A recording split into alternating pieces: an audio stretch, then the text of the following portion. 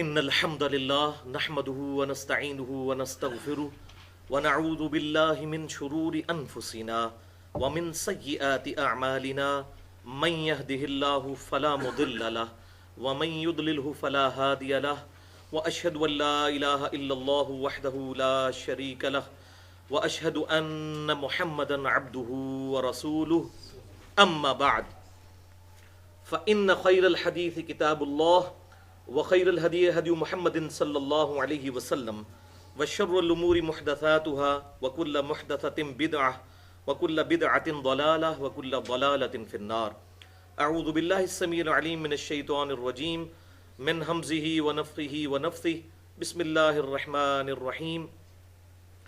رب اشرح لي صدري ويسر لي أمري واحلل عقدة من لساني يفقهوا قولي. بسم الله الرحمن الرحيم. ان اللہ وملائکتہ یصلون علی النبی یا ایہا الذین آمنوا صلوا علیہ وسلموا تسلیما. اللہم صل علی محمد وعلی آل محمد کما صلیت علی ابراہیم وعلی آل ابراہیم انک حمید مجید. اللہم بارک علی محمد وعلی آل محمد کما بارکت علی ابراہیم وعلی آل ابراہیم انک حمید مجید. الحمدللہ آج 22 مارچ 2014 کو ہفتے کے دن قرآن کلاس نمبر 125 میں ہم سورۃ الاعراف کی آخری 4 آیات کا ترجمہ اور تشریح سننے کی سعادت حاصل کریں گے انشاءاللہ تعالی. اور انہی 4 آیات میں وہ مشہور ترین آیت بھی آ رہی ہے، یعنی سورۃ الاعراف آیت نمبر 204. بسم اللہ الرحمن الرحیم. وَإِذَا قُرِئَ الْقُرْآنُ فَاسْتَمِعُوا لَهُ وَأَنصِتُوا لَعَلَّكُمْ تُرْحَمُونَ. اور جب قرآن کی قرات یعنی تلاوت کی جائے تو خاموش ہو جایا کرو، اسے غور سے سنو اور خاموش ہو جایا کرو تاکہ تم پر رحم کیا جائے. انشاءاللہ اسی آیت کے کانٹیکسٹ میں ہم آج کے دور کا ایک بہت بڑا اختلافی مسئلہ یعنی فاتحہ خلف الامام، یعنی امام کے پیچھے نمازوں میں مقتدی کا سورۃ الفاتحہ پڑھنا، اس کو انشاءاللہ ڈیٹیل سے ڈسکس کریں گے. بھائیو، میں خود بھی 31 سال تک بریلوی رہا ہوں، یعنی فقہ حنفی کو فالو کرتا رہا. اس کے بعد 2008 میں کچھ عرصہ دیوبند اور پھر اہل حدیث اور پھر اہل تشیع کے ساتھ بھی گزرا. اب بھی الحمدللہ سب کی کتابیں پڑھتا ہوں، اور آج کا لیکچر بھی تیار کرنے کے لیے میں نے سب کی کتابیں پڑھی، اور حق بات جس کی بھی ہے اس کو قبول کرتا ہوں، اور جہاں پر غلطی ہو وہاں پر اصلاح کی کوشش کرنی چاہیے بغیر کسی پر فتویٰ لگائے یا کسی کی تکفیر کیے. بھائیوں، میری روٹی دین کے ساتھ نہیں جڑی ہوئی، اور یہ بات میں بار بار ریپیٹ کرتا ہوں کہ میں نے فرقہ واریت کو 3 طلاقیں دے کر اور 4 تکبیریں پڑھ کر دفنا دیا ہے. اور آج آپ کو اندازہ ہو جائے گا اس مسئلے میں تقریباً سب کے سب مکاتب فکر ہی حق سے ڈیویٹ کیے ہوئے ہیں فاتحہ خلف الامام کے مسئلے میں. اللہ تعالیٰ سے دعا کریں گے اس دن سے پہلے کہ ہماری روٹی دین کے ساتھ جڑ جائے. اللہ تعالیٰ ہمیں ایمان و عافیت کے ساتھ مدینہ شریف میں موت، بقیع غرقد میں مدفن، اور جنت الفردوس میں اپنے محبوب صلی اللہ علیہ وآلہ وسلم کا پڑوس عطا فرمائے. بھائیو، آج کے لیکچر میں جتنی بھی آیات آئیں گی میں ان کے انشاءاللہ ریفرنس بھی دے دوں گا، اور ایک ریفرنس پیج بھی آپ کو کراس ریفرنس کے لیے مل چکا ہے. اسی طریقے سے احادیث کے نمبرز بھی میں علماء حرمین اور بیروت کی انٹرنیشنل نمبرنگ کے مطابق بتا دوں گا، جس کے مطابق پوری دنیا کے اندر عربی کتب شائع ہوتی ہیں، اور پاکستان میں بھی دارالسلام والے اردو ترجمے کے ساتھ انٹرنیشنل نمبرنگ کے مطابق احادیث کی کتابیں شائع کرتے ہیں. بہرحال اس حوالے سے کسی کی کوئی کیوری ہو تو لیکچر کے اینڈ پہ مجھ سے سوال بھی کر سکتا ہے، یا بعد میں بھی میرا ای میل ایڈریس ہے mirza_95@yahoo.com، اس پر بھی ای میل کر کے مجھ سے جواب لیا جا سکتا ہے. بھائیو، ہماری آج کی گفتگو انشاءاللہ تعالی مسئلہ نمبر 84 کے نام سے اہل سنت پاک.com پر اپلوڈ ہوگی ہمارے یوٹیوب کے چینل 720085 اور یوٹیوب کے چینل انجینئر محمد علی مرزا اور tune.pk کا چینل انجینئر محمد علی مرزا اس کے تھرو. اور اس کا عنوان ہوگا مسئلہ نمبر 84، فاتحہ خلف الامام سے متعلق فرقہ وارانہ نظریات کا تحقیقی جائزہ. مسئلہ نمبر 84، فاتحہ خلف الامام سے متعلق فرقہ وارانہ نظریات کا تحقیقی جائزہ. فاتحہ خلف الامام سے متعلق فرقہ وارانہ نظریات کا تحقیقی جائزہ. اب اپنا وہ کراس ریفرنس والا پیج نکال لیجئے جس پہ سورۃ الاعراف کی یہ 4 آیات بھی درج ہیں. اس کے علاوہ کراس ریفرنس کے طور پر 2 مزید آیات اور 6 احادیث صحیح الاسناد وہ بھی درج ہیں. یعنی یہ کل 8 کراس ریفرنسز آئیں گے سورۃ الاعراف کی ان آیات کے کانٹیکسٹ میں انشاءاللہ تعالی. تو اللہ تعالیٰ کا نام لے کر شروع کرتے ہیں. آج انشاءاللہ تعالی ہماری سورۃ الاعراف بھی اللہ کے فضل سے مکمل ہو جائے گی. آخری 4 آیات 203 سے لے کر 206 تک، اور یہ 206 نمبر آیت جو ہے وہ سورۃ الاعراف کی آخری آیت ہے. بسم اللہ الرحمن الرحیم. وَإِذَا لَمْ تَأْتِيهِمْ بِآيَةٍ قَالُوا، اور اے محبوب صلی اللہ علیہ وسلم جب آپ کفار کے سامنے ان کا منہ مانگا معجزہ پیش نہیں کر سکتے تو وہ کہتے ہیں لَوْلَا اجْتَبَيْتَهَا، کہ اے نبی تم نے خود سے کیوں نہیں معجزہ بنا لیا، ہماری ڈیمانڈ پوری کرو. اور اس ڈیمانڈ کی ڈیٹیل سورہ بنی اسرائیل کی آیت نمبر 90 سے لے کر 93 تک میں آتی ہے. 9 معجزات تھے وہ جو فزیکل فینومینا آف نیچر کو توڑنے والے وہ ڈیمانڈ کرتے تھے کہ اے نبی تم ہمیں آسمان پر چڑھ کر دکھا دو، ہمارے سامنے آسمان سے کوئی صحیفہ نازل ہو، اور تمہارا کوئی باغ ہو جس میں تم چشمے جاری کر کے دکھا دو. یہ سارے فزیکل فینومینا آف نیچر کو توڑنے والے معجزے ہمیں کر کے دکھاؤ تو تب ہم تمہیں پیغمبر مانیں گے. تو وہاں پر بھی یہی ذکر آیا کہ میں تو اس وحی کا پابند ہوں جو اللہ نے میری طرف کی، میں اپنی مرضی سے کوئی معجزہ نہیں دکھا سکتا. اور یہاں پر بھی یہی بات آئے گی. تو اللہ تعالیٰ نے فرمایا اصل معجزہ جس کی بنیاد پر دعوی نبوت ہے ہمارے محبوب صلی اللہ علیہ وسلم کا، وہ یہ کتاب ہے القرآن. ویسے آپ صلی اللہ علیہ وسلم کے ٹینجیبل فارم میں بخاری اور مسلم میں درجنوں معجزات ہیں فزیکل فینومینا آف نیچر کو توڑنے والے، لیکن ان کی بنیاد پر دعوی نبوت نہیں ہے. دعوی نبوت القرآن کے اوپر ہے. کیوں کہ آپ صلی اللہ علیہ وسلم کا معجزہ قیامت تک کے لیے ہونا چاہیے.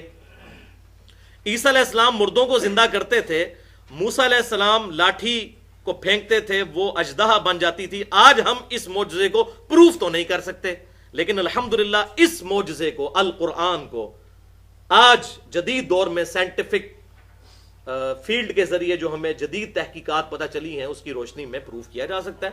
اور اس پہ میں کئی لیکچرز دے چکا ہوں، آپ کے علم میں ہے. مسئلہ نمبر 60 کے نام سے اہل سنت پاک.com پر ہو از اللہ in the light of latest scientific facts, اور اس کے علاوہ بھی کئی ایک لیکچرز موجود ہیں الحمدللہ. تو بہرحال ارشاد فرمایا گیا قل انما اتبع ما یوحى الی من ربی. اے محبوب صلی اللہ علیہ وسلم یہ آپ سے معجزات کے اوپر ٹانٹ کرتے ہیں آپ کو، آپ فرما دیجئے کہ بے شک میں تو پیروی کرنے والا ہوں اس بات کی جو میرے رب نے میری طرف وحی کی ہے، یعنی یہی القرآن. اور وہ کیا وحی ہے؟ ھذا بصائر من ربکم، یہ ہے تمہارے رب کی طرف سے روشن دلیل، آنکھیں کھولنے والی دلیل، یعنی القرآن. یہ ہے معجزہ. وَھُدًى وَرَحْمَةٌ لِقَوْمٍ يُؤْمِنُونَ، اور یہ ہدایت ہے اور رحمت ہے ان لوگوں کے لیے جو واقعی ہی خود ایمان لانا چاہیں، یعنی حقائق کے اوپر یقین کرنا چاہیں. اب جو سویا ہوا ہے اس کو تو آپ جگا سکتے ہیں اگر اس کے جاگنے کی نیت ہے، اور جو بندہ آنکھیں بند کر کے لیٹا ہوا ہے اس کو آپ لاکھ جگاتے رہیں، اس کی تو اپنی نیت نہیں اٹھنے کی، وہ نہیں اٹھے گا. تو یہ ہدایت اور رحمت ہے کتاب، یہ معجزہ ہے اس کے لیے جو واقعی خود حقائق پر ایمان لانا چاہے، ضد پر نہ آئے. تو یہ کافروں کے حوالے سے گفتگو ہوئی. اب اسی کانٹیکسٹ میں دیکھیں یہ آیت آ رہی ہے کہ قرآن سب سے بڑا معجزہ ہے، تو اہل ایمان کا تقاضا کیا ہے؟ وَإِذَا قُرِئَ الْقُرْآنُ فَاسْتَمِعُوا لَهُ وَأَنصِتُوا، اور جب القرآن کی تلاوت کی جائے تو اسے غور سے سنو اور خاموش رہو، لَعَلَّكُمْ تُرْحَمُونَ، تاکہ تم پر رحم کیا جائے. تو اس کا کانٹیکسٹ یہ چل رہا ہے کہ ایمان والوں کو کہا گیا کہ یہ ہے اصل معجزہ، کافروں کو چھوڑو، تم کافروں کی باتوں میں نہ ہو بلکہ اس کتاب کی پیروی کرو، غور سے اسے سنو۔ تعویل خاص کے اعتبار سے تو یہ اس کی تعویل ہے، اور اسی کانٹیکسٹ میں کراس ریفرنس کے طور پر ریفرنس نمبر 1 آپ کے پیج کے اوپر سورہ حامیم السجدہ، جسے سورہ فصلت بھی کہتے ہیں، اس کی 2 آیتیں 26 اور 27 درج ہیں۔ وقال الذین کفروا، اور کافر یہ کہتے ہیں، لا تسمعوا لہذا القرآن، کہ مت سنا کرو اس القرآن کو، کیوں؟ والغوا فیہ لعلکم تغلبون، جب قرآن پڑھا جائے تو اس میں شور و غوغا کر دیا کرو تاکہ تم غالب آ جاؤ۔ یعنی قرآن کی بات سنو ہی نہ، سنو گے تو پھر دل پر اثر کر جائے گی۔ اس قرآن سے جان چھڑانے کا واحد ذریعہ یہ ہے کہ جب قرآن پڑھا جائے تو شور مچا دیا کرو، اور تاکہ تم اس قرآن کی دعوت پر غالب آ جاؤ۔ اب ان دونوں آیتوں کو بالکل کمپیئر کر لیں، اس کا جواب آیا ہے وہ سورۃ الاعراف کی آیت نمبر 204 میں، بالکل کمپیئر کریں آپ۔ وقال الذین کفروا، کافروں نے کیا کہا؟ لا تسمعوا لہذا القرآن، اس قرآن کو مت سنا کرو۔ اوپر پڑھیں آپ، وَإِذَا قُرِئَ الْقُرْآنُ فَاسْتَمِعُوا لَهُ، جب قرآن پڑھا جائے تو اسے سنا کرو۔ وہ کہہ رہے ہیں لا تسمعوا، اللہ نے کہا فَاسْتَمِعُوا لَهُ۔ اچھا، انہوں نے کیا کہا؟ وَالْغَوْا، شور مچا دیا کرو جب قرآن پڑھا جائے، اور اس کے جواب میں سورۃ الاعراف میں کیا آیا؟ وَأَنصِتُوا، تم خاموش ہو جایا کرو۔ دیکھیں کتنا بالکل کمپیریزن، 3 باتیں کافروں کی ہیں اور 3 ادھر سے ہیں، اور تیسری بات کافروں کی لعلکم تغلبون، تاکہ تم قرآن کی دعوت پر غالب آ جاؤ، اور یہاں اللہ نے کیا کہا؟ لعلکم ترحمون، قرآن کی بات کو سنو تاکہ تم پر رحم کیا جائے۔ 3 باتیں تھی کافروں کی، تینوں کا جواب دیا۔ لہٰذا تعویل خاص کے اعتبار سے یہ آیت پرٹیکولرلی کافروں کے جواب میں ہے، لیکن تعویل عام کے اعتبار سے قرآن جب بھی پڑھا جائے اس کا سننا فرض ہے، چاہے وہ نماز کی حالت ہی کیوں نہ ہو۔ یہی ہمارے سلف کا منہج ہے، ہم انشاءاللہ ڈسکس کریں گے۔ اور یہ کہنا کہ جی یہ تو کافروں کے بارے میں آیات نازل ہوئی، نہیں، قرآن پاک کی آیات ہیں آفاقی۔ یہ وہی بات ہے، وہ کہتے ہیں یہ بتوں کے بارے میں نازل ہوئی، یہ آفاقی آیات ہیں۔ الحمدللہ اس کا سلوشن بھی قرآن و سنت میں موجود ہے، وہ انشاءاللہ آگے آ جائے گا۔ آیت نمبر 205، وَاذْكُرْ رَبَّكَ فِي نَفْسِكَ، اور اے محبوب صلی اللہ علیہ وسلم اپنے رب کو یاد کرو اپنے جی میں۔ اور جی میں یاد کرنا کیا ہے؟ عربی ڈکشنری کے مطابق دل میں پڑھنا یہ ہوتا ہے کہ آہستہ آواز سے پڑھنا، کسی دوسرے کو سنائی نہ دے۔ جی میں پڑھنا ذہن میں خیال کرنا نہیں ہوتا، یہ بات سمجھ لیجئے، کیونکہ پڑھنے کا لفظ ہمیشہ زبان ہلنے اور بولنے پر آتا ہے، دل میں خیال کرنے کو پڑھنا نہیں کہتے۔ یہ تو ایک چھوٹے سے اسٹوڈنٹ کو جسے کوئی بھی لینگویج آتی ہے اس کو یہ بات پتہ ہے۔ تو آپ صلی اللہ علیہ وسلم کے ذریعے پوری امت کو خطاب ہے کہ دل میں، جی میں آہستہ آہستہ یاد کرو اللہ کو، تضرعا وخیفتا ودون الجہر من القول، عاجزی کے ساتھ اور آہستہ آواز میں۔ آگے تفسیر بھی کر دی، فی نفسی کا مطلب کیا ہے؟ عاجزی کے ساتھ، تضرعا عاجزی کے ساتھ، وخیفہ اور آہستہ آواز میں، یہ اس کی تفسیر آ گئی۔ ودون الجہر من القول، اور جہری آواز کے ساتھ، بہت اونچی آواز کے ساتھ نہیں۔ بالغدو والآصال، صبح کے وقت بھی اور شام کے وقت بھی، ہر وقت اللہ کو یاد کرو آہستہ آواز کے ساتھ، اور یہی اسلام کا کلچر ہے۔ آپ دیکھیں ہماری ساری عبادات ہے ہی آہستہ آواز سے۔ اگر آپ کہتے ہیں کہ جی مغرب، عشاء اور فجر کی نماز میں قرات اونچی آواز سے ہے، تو وہ صرف قرات ہی اونچی آواز سے ہے، باقی سبحان ربی العظیم، سبحان ربی العلیٰ سب کچھ آہستہ آواز سے ہے۔ اس میں بھی آخری 2 رکعتیں آہستہ آواز سے ہیں، ظہر اثر تو مکمل ہی آہستہ آواز سے ہے۔ تو پوری نماز، اس کے علاوہ ہم جتنی سنتیں نوافل پڑھتے ہیں وہ ساری آہستہ آواز سے ہی ہیں۔ یعنی اسلام کا کلچر ہی یہی ہے کہ چپ کے اپنے رب کو یاد کرنا ہے، گلا پھاڑ کر نہیں۔ یہ چیز ناپسندیدہ ہے اسلام میں۔ چنانچہ اسی کانٹیکسٹ میں صحیح بخاری اور صحیح مسلم کی متفق علیہ حدیث ہے کہ صحابہ اکرام علیہم رضوان کہتے ہیں ایک سفر کے دوران آپ صلی اللہ علیہ وسلم ہمارے ساتھ تھے، اور ہم بلند آواز سے اللہ کا ذکر کر رہے تھے، کوئی اللہ اکبر پڑھ رہا تھا، کوئی اور ذکر کر رہا تھا، چیخو پکار کر کے آپ صلی اللہ علیہ وسلم نے فرمایا تم کسی بہرے اور غائب کو نہیں سنا رہے، کسی بہرے اور غائب کو نہیں سنا رہے، وہ اللہ تو تمہارے دلوں کے حالات سے بھی واقف ہے، وہ تمہاری سواری کی گردن سے بھی زیادہ تمہارے قریب ہے۔ نحن اقرب الیہ من حبل الورید، ہم تمہاری رگے جاں سے بھی زیادہ تمہارے قریب ہیں، جیسا کہ اس کی شان کے لائق ہے۔ اس کی ہم کوئی لیس کمثلہ شیء، اس کی مثال نہیں بیان کر سکتے، اپنے عرش پر ہوتے ہوئے بھی وہ ہماری رگے جاں سے زیادہ ہمارے قریب ہے۔ اور پھر آپ صلی اللہ علیہ وسلم، اسی بخاری اور مسلم کی حدیث میں آتا ہے، آپ صلی اللہ علیہ وسلم نے فرمایا کیا میں تمہیں جنت کے خزانوں میں سے خزانہ تعلیم نہ کروں؟ تم پڑھا کرو لا حول ولا قوت الا باللہ، نہیں ہے طاقت گناہ سے بچنے کی اور نہ ہمت ہے نیکی کے اعمال کرنے کی مگر اللہ کی توفیق سے۔ یہ اس کا ترجمہ ہے، اس میں اعظم ہے لا حول ولا قوت الا باللہ۔ اس موقع پر آپ صلی اللہ علیہ وسلم نے یہ تعلیم فرمایا اور کنڈیم کر دیا بلند آواز سے، گلے پھاڑ کر، جس طرح آج نعرہ بازی ہوتی ہے، اور یہ جتنے نعرے بنائے ہوئے ہیں تمام مکاتب فکر نے، یہ جعلی نعرے ہیں، اسلام میں کوئی نعرے شعرے اس طرح نہیں ہے۔ ہاں کوئی خوشی کی بات سنی تو صحابہ کرام اللہ اکبر کہہ دیتے تھے، ایون یہ بھی نہیں ہوتا تھا کہ ایک کہتا تھا پڑھو نعرہ تکبیر، دوسرا کہتا اللہ اکبر، یہ بھی کہیں ضعیف سند سے بھی نہیں ہے۔ یا کوئی حیرانگی کی بات ہوئی تو سبحان اللہ کہہ دیا، شکرانے کی بات ہوئی الحمدللہ کہہ دیا، مستقبل کی بات ہوئی انشاءاللہ کہہ دیا، دیٹس آل۔ یہ ایٹیکیٹس اخلاقیات ہیں اسلام کی۔ یہ گلے پھاڑ پھاڑ کر نعرے لگانا اور اپنے مسلکوں کی باتیں کرنا، اس کا کوئی ثبوت کتاب و سنت کے اندر موجود ہی نہیں ہے، یہ ساری فیبریکیشن ہے، اور بیسیکلی یہ لیٹسٹ دور کی جو پروٹیسٹ کے انداز ہیں وہ اسلام کے اندر جو ہیں وہ شامل ہو چکے ہیں۔ بہرحال وَلَا تَكُن مِّنَ الْغَافِلِينَ، اور دیکھنا غافلوں میں شمار مت ہونا۔ إِنَّ الَّذِينَ عِندَ رَبِّكَ، آخری آیت سورۃ الاعراف کی، بے شک وہ جو کہ تیرے رب کے ہاں ہیں، یعنی فرشتے، لا يستكبرون عن عبادتہ، وہ تیرے رب کی عبادت سے تکبر نہیں کرتے، یعنی تم اللہ کا ذکر نہ بھی کرو، وہ اللہ کا ذکر کرتے رہتے ہیں، وہ تکبر نہیں کرتے۔ وَيُسَبِّحُونَهُ وَلَهُ يَسْجُدُونَ، اور وہ ہر وقت اس کی تسبیح کرتے ہیں اور اسی کے لیے سجدے کرتے ہیں۔ یہ آیت سجدہ ہے، بعد میں سجدہ کر لیجئے گا۔ آیت سجدہ کے حوالے سے سن لیجئے کہ سجدہ تلاوت کے اوپر سجدہ کرنا سنت ہے اور اس کے لیے وضو بھی شرط نہیں ہے۔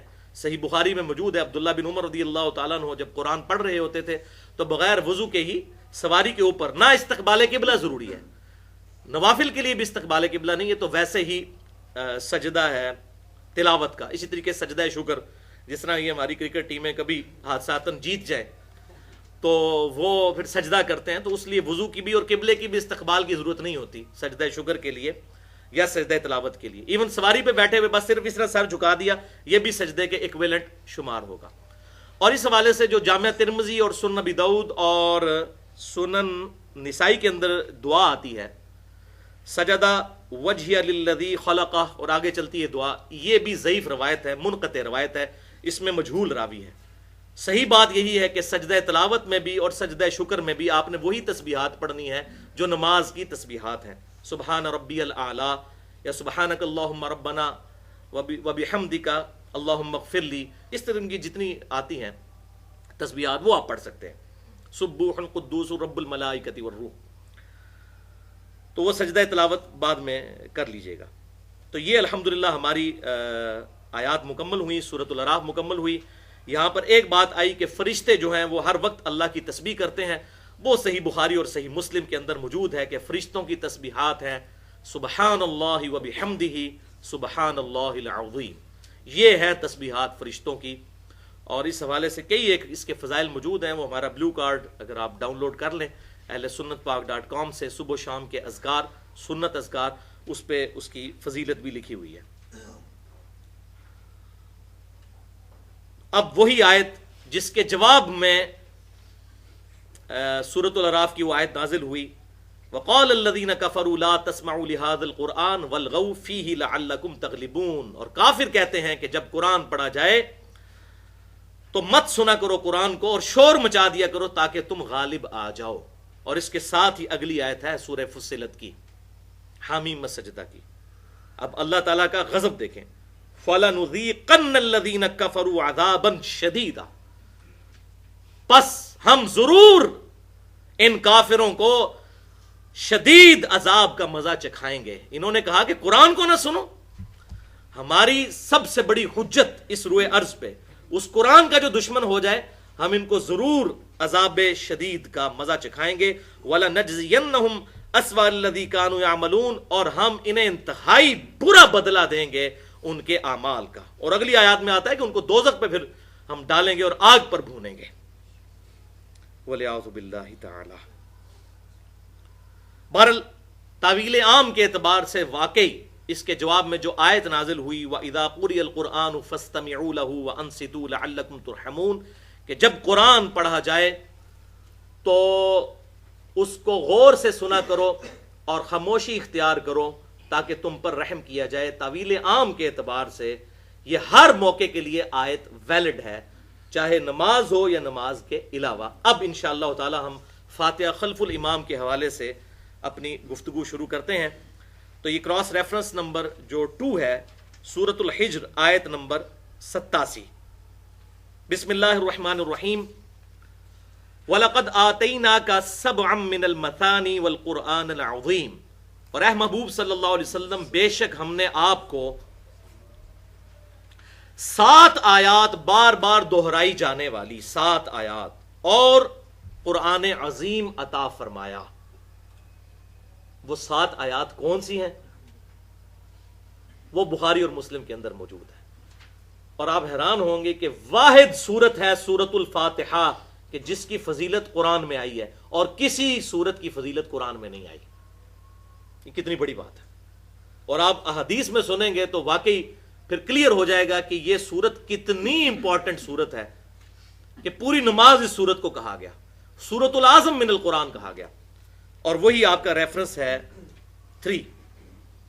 امام کائنات سید الاولین والآخرین شفیع المذنبین رحمت للعالمین سیدنا و مولانا امام اعظم محمد رسول اللہ صلی اللہ علیہ وآلہ وسلم کی حدیث مبارکہ صحیح بخاری میں اسی آیت کے کانٹیکسٹ میں انٹرنیشنل نمبر کے مطابق 4703 کہ آپ صلی اللہ علیہ وسلم نے ارشاد فرمایا سورۃ العظم من القرآن, یعنی قرآن کی سب سے بڑی سورت. جیسے آیت العظم صحیح مسلم میں آیا آیت الکرسی ہے, سورۃ العظم من القرآن آپ صلی اللہ علیہ وسلم نے ایک صحابی کو تعلیم فرمائی اور فرمایا وہ سورت ہے الحمدللہ رب العالمین, اس سے لے کر اینڈ تک. اس آیت میں بھی یہ اشارہ مل گیا کہ بسم اللہ سورۃ الفاتحہ کا حصہ نہیں ہے, ورنہ آپ صلی اللہ علیہ وسلم پہلے بسم اللہ پڑھ کے اور پھر یہ آیت تعلیم فرماتے. اور آگے صحیح مسلم کی حدیث میں تو بالکل کلیئر ہو جائے گا کہ بسم اللہ پڑھنا سنت ضرور ہے سورۃ الفاتحہ سے پہلے, لیکن یہ 7 آیات میں شامل نہیں ہے جس طرح کے علماء عرب کا خیال ہے, یا ہمارے سلف میں بھی خیال ہے لیکن وہ کمزور ہے. تو فرمایا الحمدللہ رب العالمین سورۃ العظم من القرآن ہے, ہیا 7 المثانی, اور یہی ہے 7 آیات بار بار دہرائی جانے والی, والقرآن العظیم, اور قرآن عظیم, الذی اوتیتہ, جو کہ مجھے عطا کیا گیا. تو آپ صلی اللہ علیہ وسلم نے خود فرما دیا کہ 7 آیات بار بار دہرائی جانے والی 7 آیات یہی 7 آیات ہیں سورۃ الفاتحہ کی آیات. ریفرنس نمبر 4,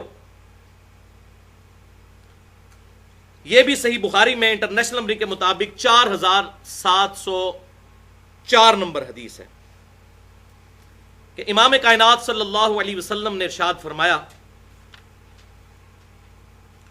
ام القرآن ہی 7 المثانی والقرآن العظیم, قرآن کی ماں ام القرآن ہے سورۃ الفاتحہ, اور یہی ہے 7 آیات بار بار دہرائی جانے والی اور قرآن عظیم. اور یہ 7 آیات الحمدللہ رب العالمین, الرحمن الرحیم دوسری آیت, مالک یوم الدین تیسری آیت, ایاک نعبد و ایاک نستعین یہ ہے چوتھی آیت, اور 5ویں آیت اہدنا الصراط المستقیم, اور 6ٹھی آیت صراط الذین انعمت علیہم, اور 7ویں آیت غیر المغضوب علیہم ولا الضالین آمین. اور بخاری اور مسلم کی متفق علیہ حدیث ہے کہ سورۃ الفاتحہ جب پڑھے امام تو تم آمین کہو، جس کی آمین فرشتوں کے ساتھ مل جائے گی اللہ تعالیٰ اس کے اگلے گناہ جو گزر چکے ان کی مغفرت فرما دے گا۔ الحمدللہ، تو یہ آمین کہنا اس کے بعد سنت ہے۔ پانچواں ریفرنس صحیح بخاری اور صحیح مسلم کی متفق علیہ حدیث ہے، اور یہ ہے وہ اصل میں پیوٹ۔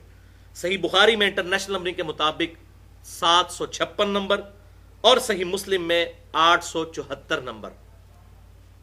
آپ صلی اللہ علیہ وسلم نے ارشاد فرمایا، لا صلاۃ لمن لم یقرأ بفاتحۃ الکتاب، اس کی نماز ہی نہیں ہے جو نماز میں سورۃ الفاتحہ نہیں پڑھتا۔ اور اس کے راوی ہیں سیدنا عبادہ بن صامت رضی اللہ تعالی عنہ۔ اس شخص کی نماز ہی نہیں جو نماز میں سورۃ الفاتحہ نہیں پڑھتا۔ بخاری اور مسلم کی متفق علیہ حدیث۔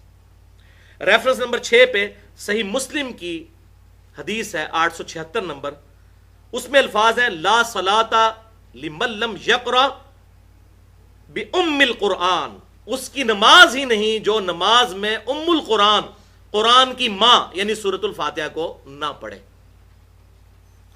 ساتواں ریفرنس صحیح مسلم میں اوپر تلے 4 احادیث ہے انٹرنیشنل نمبرنگ کے مطابق 878 سے لے کر 881 تک، کہ آپ صلی اللہ علیہ وسلم نے ارشاد فرمایا کہ جس نے نماز پڑھی اور اس نماز میں قرات نہیں کی ام القرآن یعنی سورۃ الفاتحہ کی، فَهِيَ خِدَاج، تو اس کی نماز ہے ناقص۔ ثلاثاً، 3 دفعہ آپ نے ارشاد فرمایا اس کی نماز ناقص ہے، اس کی نماز ناقص ہے، اس کی نماز ناقص ہے جو نماز میں سورۃ الفاتحہ نہ پڑھے۔ غیر تمام، اس کی نماز مکمل ہی نہیں ہے۔ اب ناقص سے بعض لوگوں نے اور مطلب نکالنے کی کوشش کی کہ ہوتے جائے گی لیکن ذرا کمزور سی، تو اب ساتھ ہی آپ صلی اللہ علیہ وسلم نے یہ بھی ارشاد فرمایا غیر تمام، اس کی نماز مکمل ہی نہیں ہوئی۔ خود ہی شرح فرما دی خداج لفظ کی۔ فقیل علی ابی ہریرہ، یہ صحیح مسلم کی حدیث چل رہی ہے، تو ابی ہریرہ رضی اللہ تعالی عنہ سے کہا گیا انا نکون وراء الامام، کہ بے شک ہمیں بعض اوقات امام کے پیچھے نماز پڑھنی پڑتی ہے، تو کیا اس وقت بھی ہم سورۃ الفاتحہ پڑھا کریں؟ تو امام ابو ہریرہ رضی اللہ تعالیٰ عنہ کا فتویٰ روئے عرض پہ تمام صحابہ کرام سے بڑھ کر احادیث روایت کرنے والے صحابی، یہ امام ابو حنیفہ، امام شافعی، امام احمد بن حنبل، امام مالک، امام بخاری، امام مسلم رحمہم اللہ اجمعین کا فتویٰ نہیں، امام ابو ہریرہ کا فتویٰ ہے، صحابی کا، جنہوں نے یہ حدیث خود حضور صلی اللہ علیہ وسلم سے سنی ہے کہ فاتحہ کے بغیر نماز ناقص ہے، ناقص ہے، ناقص ہے۔ تو تابعی نے پوچھا، تابعین نے، کہ ہم تو امام کے پیچھے نماز پڑھتے ہیں تو کیا اس وقت بھی پڑھے؟ تو کیا ارشاد فرمایا؟ فقال اقرأ بها فی نفسک، تو انہوں نے فرمایا کہ اپنے جی میں پڑھ لیا کرو، یعنی آہستہ آواز کے ساتھ۔ اس کی تشریح میں پہلے کر چکا۔ اقرا، پڑھنا، پڑھنے کا لفظ زبان ہلانے سے پڑھنے کو بولا جاتا ہے۔ انہوں نے یہ نہیں کہا کہ تصور کر لیا کرو ذہن میں، پڑھا کرو جی میں آہستہ۔ اور ہم بھی اردو زبان میں بھی کہتے ہیں کہ جی زور اثر میں ہم دل میں نماز پڑھتے ہیں لیکن زبان سے پڑھ رہے ہوتے ہیں، تو یہ تمام لنگوسٹکس کے اندر دل میں پڑھنے سے مراد آہستہ آواز سے پڑھنا ہوتا ہے۔ پھر انہوں نے اپنی بات کی دلیل میں وہ حدیث پوری سنائی۔ صحیح مسلم 4 طرق چل رہے ہیں، 878 سے 881 تک، یہ وہی حدیث چل رہی ہے۔ حدیث قدسی انہوں نے سنائی کہ میں یہ کیوں کہہ رہا ہوں کہ امام کے پیچھے بھی فاتحہ پڑھو، اس لیے کہ سورۃ الفاتحہ ہی پوری نماز ہے۔ اور حدیث قدسی سنائی کہ آپ صلی اللہ علیہ وسلم نے ارشاد فرمایا کہ اللہ تعالیٰ ارشاد فرماتا ہے، قال اللہ تعالی، اللہ تعالیٰ ارشاد فرماتا ہے، قسمت الصلاۃ بینی و بین عبدی نصفین، کہ میں نے نماز کو اپنے اور اپنے بندے کے درمیان برابر تقسیم کر لیا ہے۔ دیکھیں اللہ تعالیٰ نے اپنے بندے کو اپنے ساتھ شامل کیا کہ نماز میرے بندے اور میرے درمیان برابر تقسیم ہو گئی ہے۔ اور نماز کیا؟ سورۃ الفاتحہ، پوری نماز اس کو کہا گیا۔ اب سورۃ الفاتحہ کو کوئی لائٹ لے تو اس کے عقل کا علاج کروانا چاہیے۔ نماز میں نے اپنے اور اپنے بندے کے درمیان برابر تقسیم کر لی ہے. فَنِصْفُهَا لِي وَنِصْفُهَا لِعَبْدِي، اس کا آدھا حصہ میرے لیے ہے اور آدھا میرے بندے کے لیے ہے. اللہ اکبر. اب اس کی تشریح آگے چلے گی جب میں یہ حدیث پوری بیان کروں گا کہ آدھا حصہ اللہ کے لیے آدھا بندے کے لیے کیسے. وَلِعَبْدِ مَا سَأَلَ، اور میرے بندے نے جو اس میں مجھ سے مانگا میں نے اسے عطا کر دیا. سبحان اللہ وبحمدہ، سبحان اللہ العظیم، سبحان اللہ وبحمدہ، عدد خلقہ ورضا نفسہ وزنت عرشہ ومداد کلماتہ. اب آگے یہی حدیث چلتی ہے صحیح مسلم کی کہ وہ آدھی نماز کس طرح ڈسٹریبیوٹ ہے. اللہ تعالیٰ نے فرمایا جب میرا بندہ کہتا ہے الحمدللہ رب العالمین، اور مزے کی بات ہے یہ حدیث اہل سنت اور اہل تشیع کے درمیان کامن حدیث ہے، یہ والی جو میں پڑھ رہا ہوں حدیث قدسی، یہ پوری امت کا اتفاق ہے اس حدیث کے اوپر. جب میرا بندہ کہتا ہے الحمدللہ رب العالمین تو میں آگے سے جواب دیتا ہوں میرے بندے نے میری حمد کی. اب دیکھیں یہاں بھی بسم اللہ سے بات نہیں شروع ہوئی، اس کا مطلب ہے بسم اللہ سورۃ الفاتحہ کا حصہ نہیں ہے. کلیئر کٹ بات ہوگی. اب ویسے پاکستان میں جو دارالسلام والے انہوں نے کچھ قرآن چھاپے ہیں جس میں انہوں نے بسم اللہ کے اوپر نمبرنگ ہٹا دی ہے، الحمدللہ رب العالمین پر پہلا نمبر لگایا. میں نے کچھ قرآن دیکھے ہیں، بڑی اچھی بات ہے. مطلب یہ تو نہیں کہ اب چونکہ حنفیوں کا یہ موقف ہے کہ بسم اللہ حصہ نہیں تو ہم اب ضد میں آ جائیں. اہل سنت اور اہل تشیع دونوں متفق ہیں اس مسئلے پہ، اکثریت، کہ بسم اللہ سورۃ الفاتحہ کا حصہ نہیں. اور یہ ثبوت ہے کہ جب میرا بندہ کہتا ہے الحمدللہ رب العالمین تو میں کہتا ہوں میرے بندے نے میری حمد کی. جب وہ کہتا ہے الرحمن الرحیم، کہ وہ اللہ جو رحمان بھی ہے اور رحیم بھی ہے، تو میں کہتا ہوں میرے بندے نے میری ثنا کی. اللہ اکبر. اور جب وہ کہتا ہے مالک یوم الدین، یعنی تو ہی ہے قیامت کے دن بدلے کے دن کا مالک، تو میں کہتا ہوں میرے بندے نے میری بزرگی کا اعتراف کر لیا کہ میں ہی بزرگ ہوں، میں ہی قیامت کے دن کا مالک ہوں. 3 آیتیں ہوگی نا جی، الحمدللہ رب العالمین، الرحمن الرحیم، مالک یوم الدین. جواب بھی آ رہا ہے اللہ کی طرف سے. یہی تو حضرت ابو ہریرہ کہہ رہے ہیں کہ فاتحہ نہیں پڑھو گے تو اللہ سے جواب تو آنا کوئی نہیں. یہ کیا تم ناقص نماز پڑھ کے تو مسجد سے باہر نکلو گے، اللہ کا جواب ہی نہیں آنا. امام کو یہ آئے گا، پیچھے والے بیچارے پھر اسی طرح ہی رہیں گے.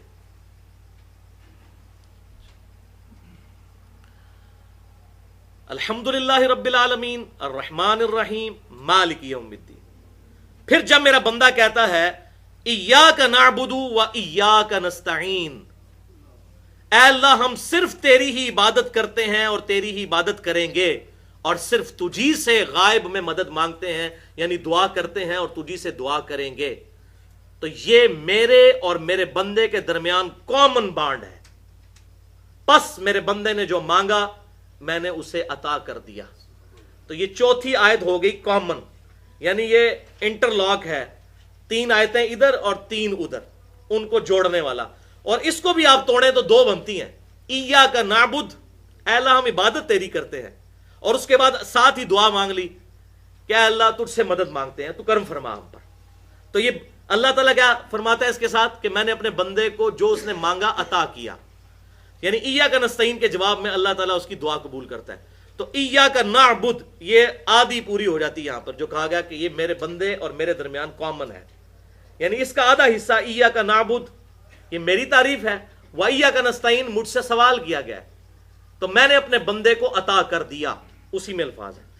اور جب میرا بندہ کہتا ہے اهْدِنَا الصِّرَاطَ الْمُسْتَقِيمَ، 5ویں آیت، صراط الذین انعمت علیہم، 6ٹھی آیت، غیر المغضوب علیہم ولا الضالین آمین، بس میرے بندے نے جو مجھ سے مانگا میں نے اسے عطا کر دیا. تو اب یہ 7 آیات دیکھیں کس طرح ڈسٹریبیوٹ ہوتی ہیں. وہ جو لفظ آیا تھا کہ فَنِصْفُهَا لِي وَنِصْفُهَا لِعَبْدِي، آدھی سورۃ الفاتحہ میرے لیے ہے یہ نماز، اور آدھی میرے بندے کے لیے ہے. وہ آدھی کس طرح ہوئی؟ الحمدللہ رب العالمین اللہ کی حمد، الرحمن الرحیم اللہ کی ثنا، مالک یوم الدین اللہ کی بزرگی کا اعتراف. 3 آیتیں ہو گئی. اور ایاک نعبد و ایاک نستعین یہ کامن بانڈ ہو گیا، 4تھی آیت یہ سینٹر میں آ گئی.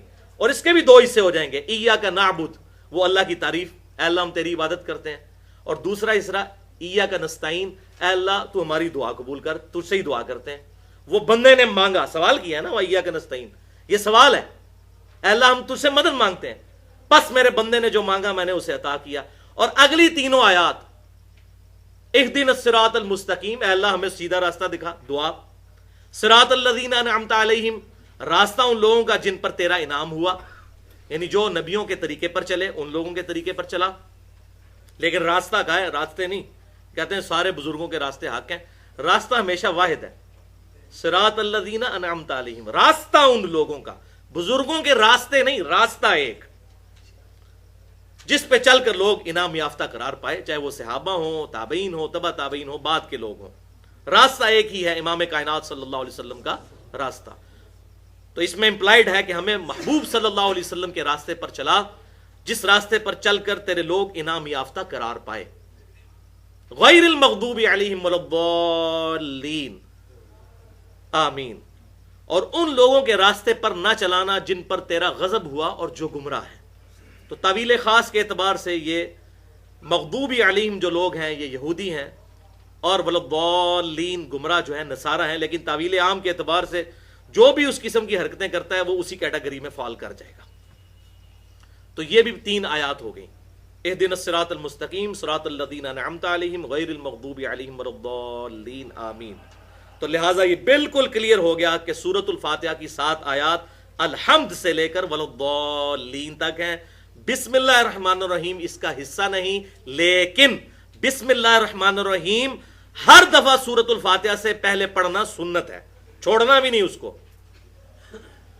یہ کہہ کہ جی ناقص ہے، جس طرح بعض لوگ کہتے ہیں ننگے سر بھی نماز ہو جاتی ہے، سنت ہے سر ڈھانپ کے پڑھنا، خیر ہے، تو یہ کام اس کے ساتھ نہیں کرنا، سنت کو پورا کرنا ہے، جان بوجھ کے سنت کو نہیں چھوڑنا۔ تو یہ الحمدللہ اس حوالے سے بات بالکل کلیئر ہو گئی۔ 8واں ریفرنس آپ کے پیج پر سنن ابی داؤد کی حدیث ہے، انٹرنیشنل نمبرنگ کے مطابق 823 اور اس کے ساتھ پھر 824، اور جامعہ ترمذی میں 311 نمبر حدیث ہے انٹرنیشنل نمبرنگ کے مطابق۔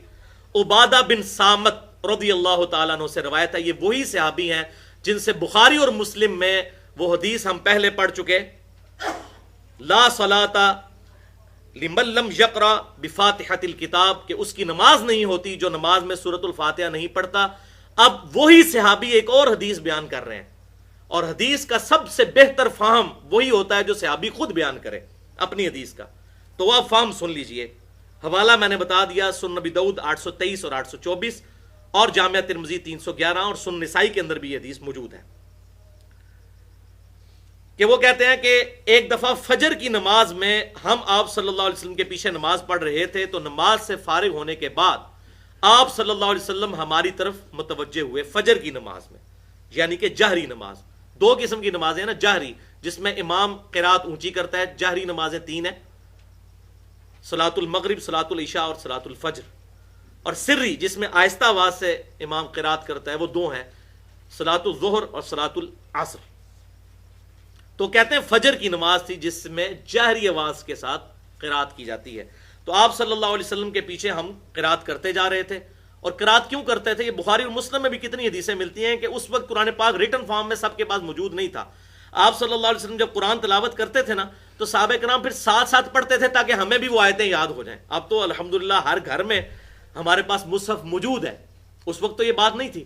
تو صحابہ کرام علیہم رضوان جو نئی آیت نازل ہوتی تھی آپ صلی اللہ علیہ وسلم نماز میں تلاوت کرتے تو صحابہ بھی ساتھ ساتھ پڑھتے تھے کہ ہمیں یاد ہو جائے، تو ساتھ ساتھ وہ قرات کرتے تھے۔ تو فجر کی نماز میں بھی صحابہ کرام ساتھ ساتھ قرات کر رہے تھے۔ اب یہ موقع آیا کہ آپ صلی اللہ علیہ وسلم نے ان کو یہ کام کرنے سے منع کر دیا، یہ وہ حدیث ہے۔ تو نماز کے بعد آپ نے فرمایا لعلکم تقرؤون خلف امامکم، کیا تم امام کے پیچھے قرات کرتے ہو؟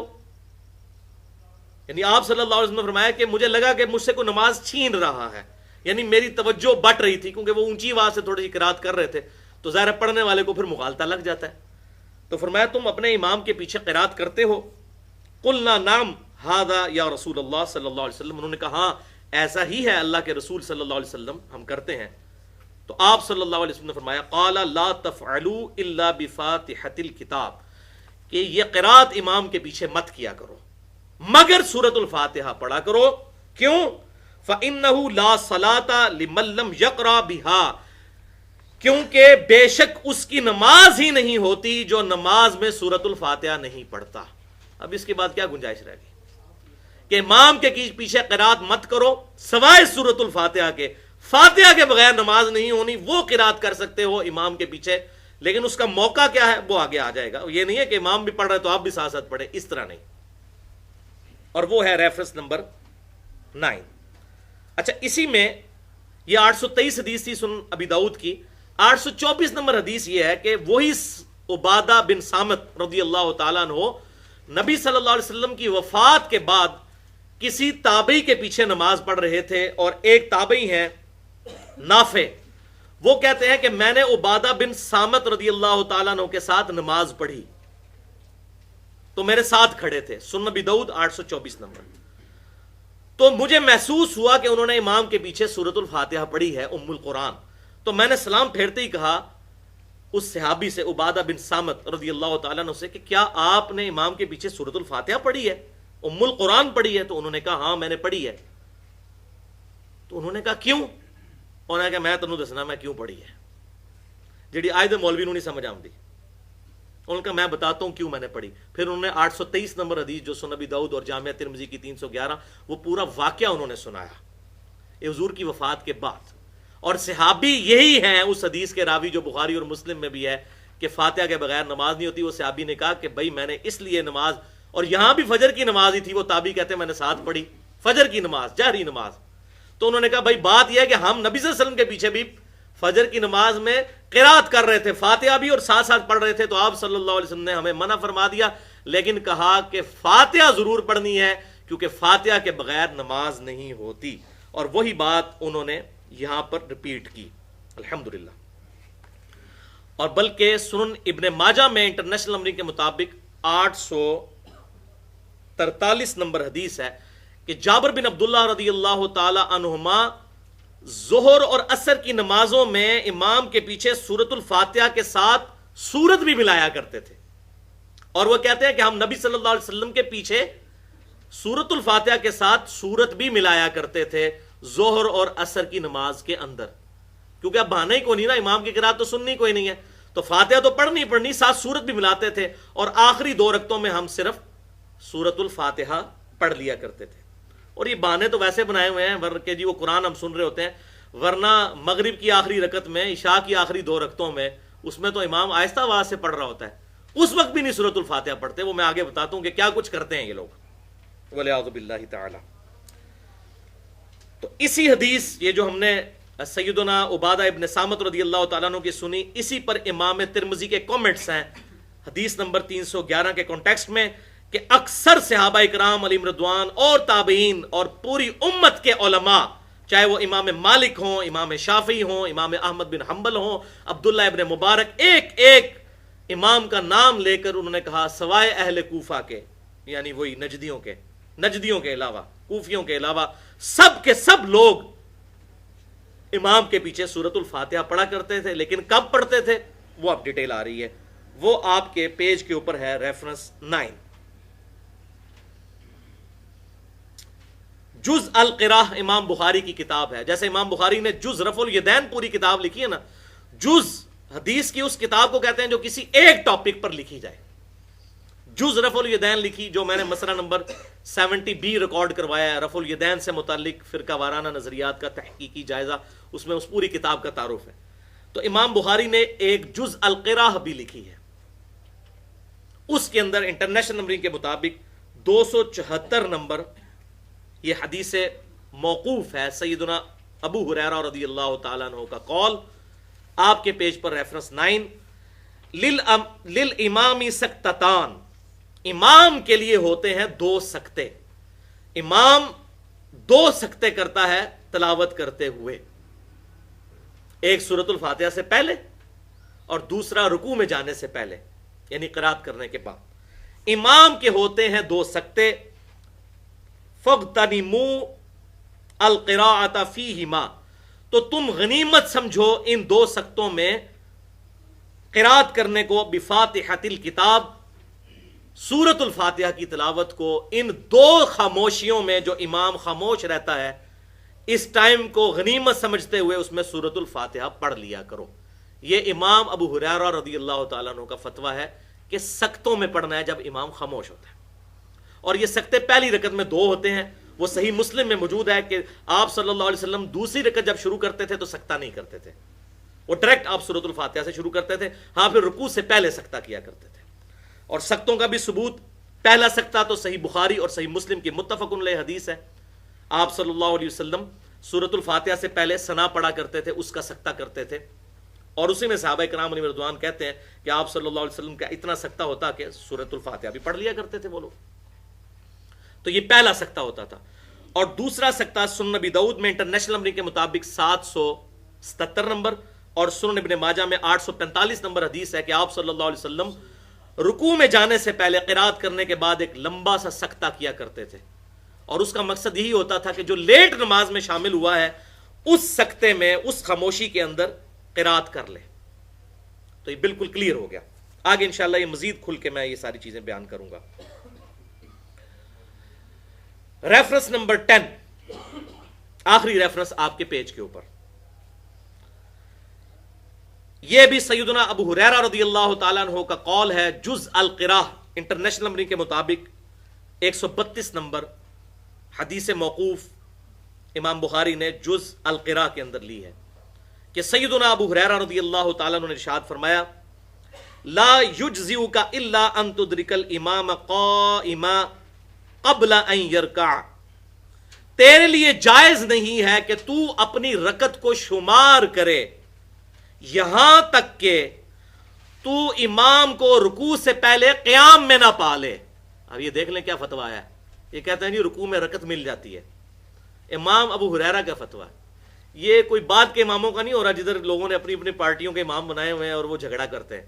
یہ امام ابو ہریرہ صحابی رسول رضی اللہ تعالیٰ عنہ کا فتویٰ کہ تیرے لیے وہ رکعت شمار کرنا جائز ہی نہیں ہے کہ جس رکعت میں تو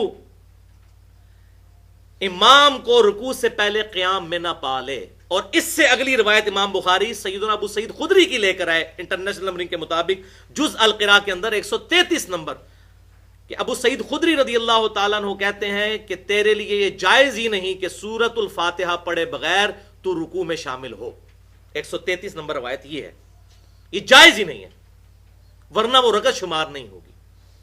باقی وہ جو حدیث پیش کی جاتی ہے بخاری اور مسلم سے ابو بکرہ رضی اللہ تعالیٰ عنہ کے بارے میں, ایک ابو بکر ہے نا خلیفہ اول, ایک ابو بکرہ بھی ہیں کہ جی وہ ایک دفعہ نماز میں شامل ہوئے اور رکوع کی حالت میں آپ صلی اللہ علیہ وسلم نے ان کو کہا کہ آندہ تم اس طرح مت کرنا, نماز کے شوق کے لیے جب آؤ تو سکون کے ساتھ آؤ. کہتے ہیں دیکھیں جی نماز لوٹانے کا حکم نہیں دیا تو بھئی ساتھ کیا فرمایا کہ آندہ ایسے نہ کرنا.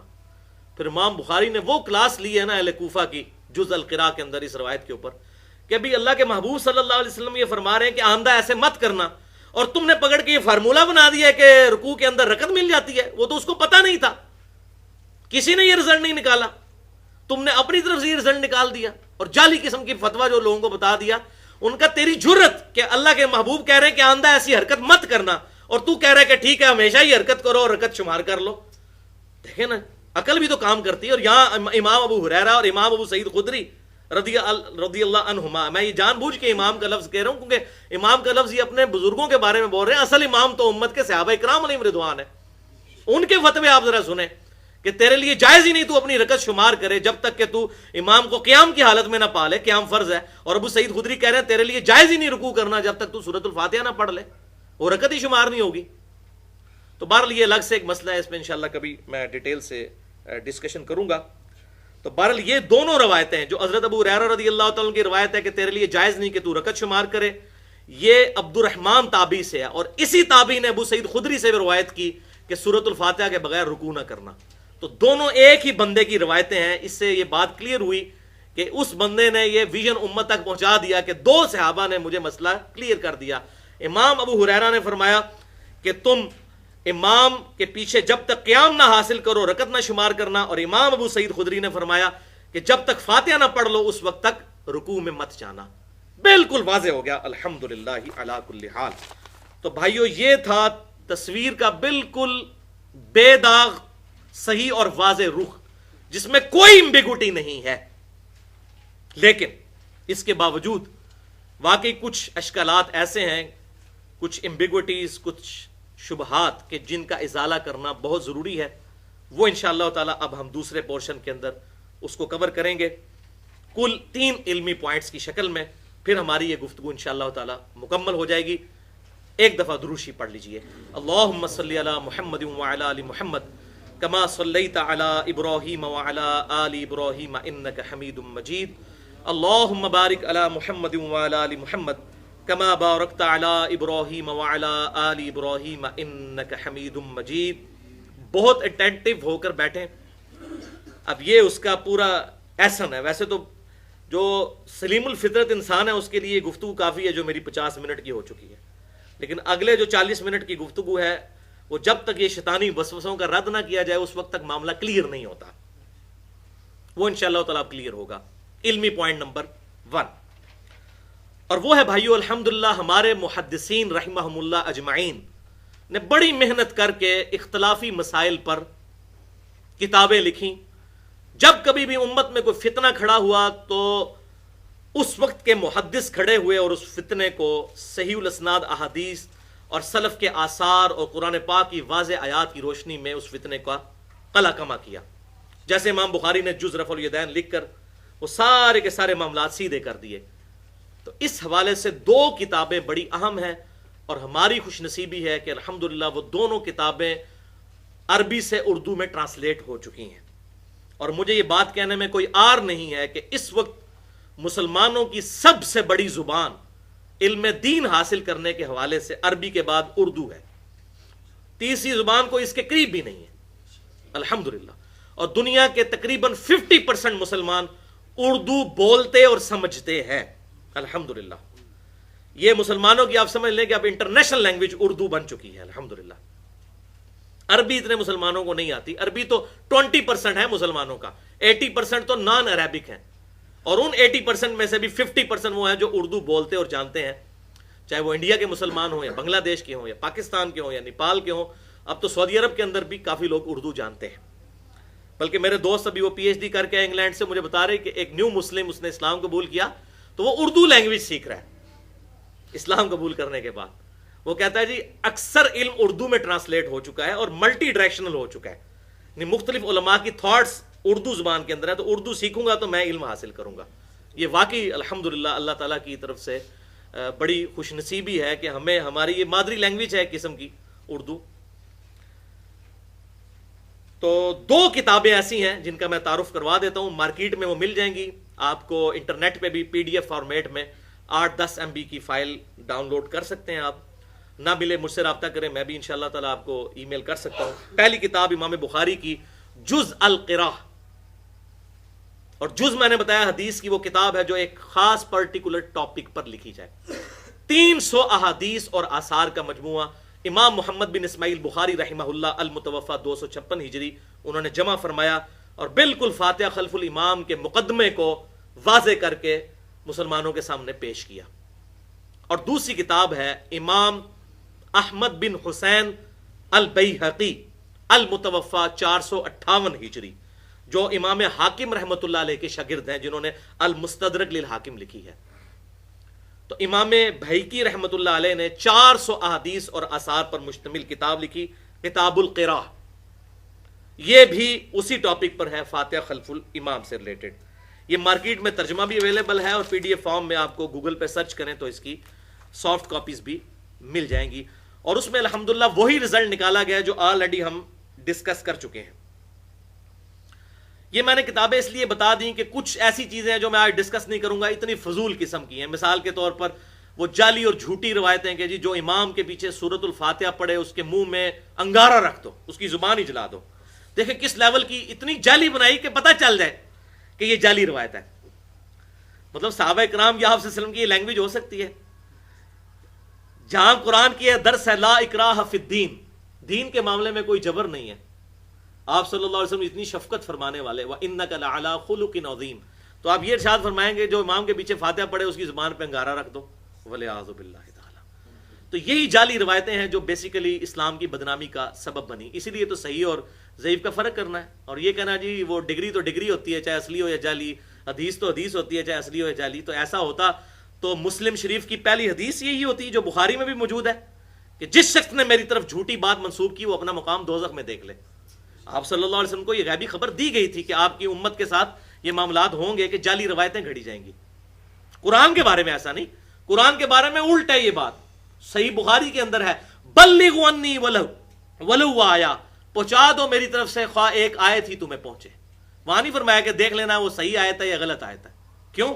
انا نحن نزلنا الذکر وانا له لحافظون, اس الذکر القرآن کو ہم نے نازل کیا, ہم اس کی باللفظ حفاظت کرنے والے خود. تو یہ جو مولوی یہ کہتے ہیں جی فلاں کے پاس ڈگری نہیں, ڈگری تو اللہ کے نبی ہمیں خود دے گئے. بلغوا عنی ولو آیا, ایک آیت بھی تمہیں پتا ہو تو اگلے تک پہنچا دو. یہ صحیح بخاری میں حدیث ہے. تو ڈگری تو ہمیں مل چکی ہے, مجھے اگر ایک آیت بھی پتا ہے تو میں دوسرے تک سکھاؤں گا. یہ نہیں کہ مجھے بریلوی دیوبندی اہل حدیث یا شیعہ کی ڈگری لینی پڑے گی دعوت و تبلیغ کے لیے. بالکل بات کلیئر ہو گئی. تو الحمدللہ یہ دو کتابیں میں نے تعارف کروا دیا. اور یہ جعلی روایتیں اس قسم کی اسی طریقے سے وہ رفع الیدین پہ بھی بنائی ہوئی ہے کہ جی وہ بت رکھ کے صحابہ آتے تھے تو اس لیے رفع الیدین ہوتا تھا. یہ بالکل اسی لیول کی جعلی روایت فاتحہ خلف الامام پہ بھی گھڑی ہوئی کہ جی جو امام کے پیچھے فاتحہ پڑھے اس کی زبان پہ انگارہ رکھ دو. تو جعلی چیز تو پھر جعلی ہوتی ہے, پکڑی تو جاتی ہے. چور اپنی لنگوٹی تو چھوڑ جاتا ہے کہ عام آدمی کو پتہ چل جاتا ہے یہ تو لنگوٹا ہے.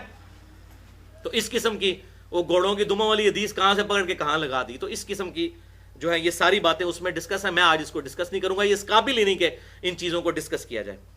تو بہرحال یہ میں نے دو کتابوں کا تعارف کروا دیا. علمی پوائنٹ نمبر 2, اور وہ ہے بھائیو, اب یہ کڑوی باتیں ہیں خصوصاً ہمارے جو اہل حدیث مکتبہ فکر کے بھائی ہیں ان کے لیے.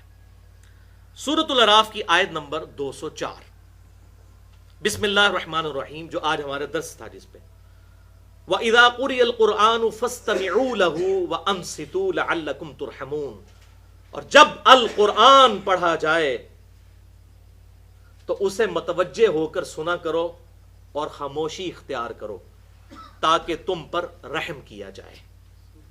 تو تعویل عام کے اعتبار سے یہ آیت واقعی ہی ہر اس جگہ پر لاگو ہوگی جہاں قرآن پڑھا جا رہا ہوگا, چاہے نماز میں ہوگا یا نماز کے باہر. اور یہ میرا اپنا فتویٰ نہیں بلکہ پوری امت کا, محدثین کا اجماع ہے اس بات کے اوپر. اہل سنت کا, اہل تشیع کا, دونوں کا اجماع ہے. اور اس میں یہ جو جعلی باتیں جی یہ مکی آیت تھی جی وہ نماز تو مدینے میں فرض ہوئی, اور بھائی چاہے مکی تھی یا مدنی تھی اس سے تو فرق ہی نہیں پڑتا. یہ تو وہی بات ہے کہ جی یہ آیتیں بتوں کے بارے میں, یہ ادھر نہیں لگ سکتی. یہ وہی لیم ایکسکیوزز, لنگڑے قسم کے ایکسکیوز, لیم ایکسکیوزز. اور یہ دونوں طرف سے ہیں, ادھر سے بھی ہے, یہ کہتے ہیں مکی آیت ہے, وہ کہتے ہیں جناب دیکھیں نا جی قرآن میں حکم ہے قرآن سنو. تو ہم اس لیے فاتحہ نہیں پڑھتے کہ امام کو سن رہے ہوتے ہیں. تو بھائی عشاء کی آخری 2 رکعتوں میں اور مغرب کی آخری رکعت میں اور ظہر اور عصر میں اس وقت تم کون سا قرآن سن رہے ہوتے ہو؟ اس وقت کیا تکلیف ہوتی ہے؟ اس وقت کیوں نہیں سورۃ الفاتحہ پڑھتے؟ تو وہ بھی جعلی بات کر رہے ہوتے ہیں. تو جعلی بات پکڑی جاتی ہے, ادھر بھی جعلی بات ادھر بھی جعلی بات حنفیوں کی طرف سے. وہ جی قرآن میں آیا قرآن پڑھا جائے خاموشی سے سنو. بھائی عشاء کی آخری 2 رکعتوں میں اونچی آواز سے پڑھا جا رہا ہوتا ہے تو اس میں آپ کیوں پھر نہیں پڑھتے؟ ضد پہ اڑے ہوئے ہو. تو یہ سارے ہیں لیم ایکسکیوزز دونوں طرف سے. اسی کانٹیکسٹ میں اب 3 احادیث اور اس کے بعد سلف کا فہم میں بیان کروں گا انشاءاللہ تعالی.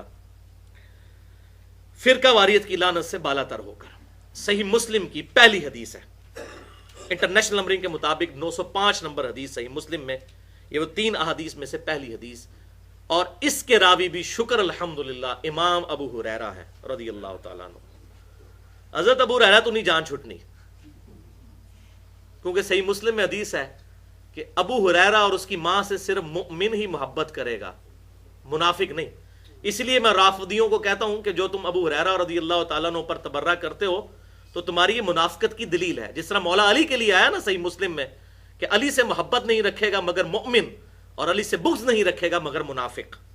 یہ صحیح مسلم میں انٹرنیشنل نمبر کے مطابق کتاب الایمان میں 240 نمبر حدیث ہے کہ مولا علی سے صرف مومن ہی محبت رکھے گا, منافق ہی ان سے بغض رکھے گا. مولا کا مطلب دلی محبوب, جو حدیث متواترہ ہے من کنت مولاہ فہذا علی مولا, جامع ترمذی میں, مسند امام احمد میں اور کئی کتابوں میں, کہ جس کا جگری یار میں ہوں اس کا جگری یار سیدنا علی ہونے چاہیے. تو مولا علی کی محبت بھی ایمان کا حصہ ہے. یہ اہل سنت کو میں پھکی دیتا ہوں جو ناسبین میں گھسے ہوئے ہیں. اور اہل تشیع کے لیے وہ حدیث وہ بھی صحیح مسلم میں ہے کہ صرف مومن ہی ابو ہریرہ اور اس کی ماں سے محبت رکھے گا. الحمدللہ.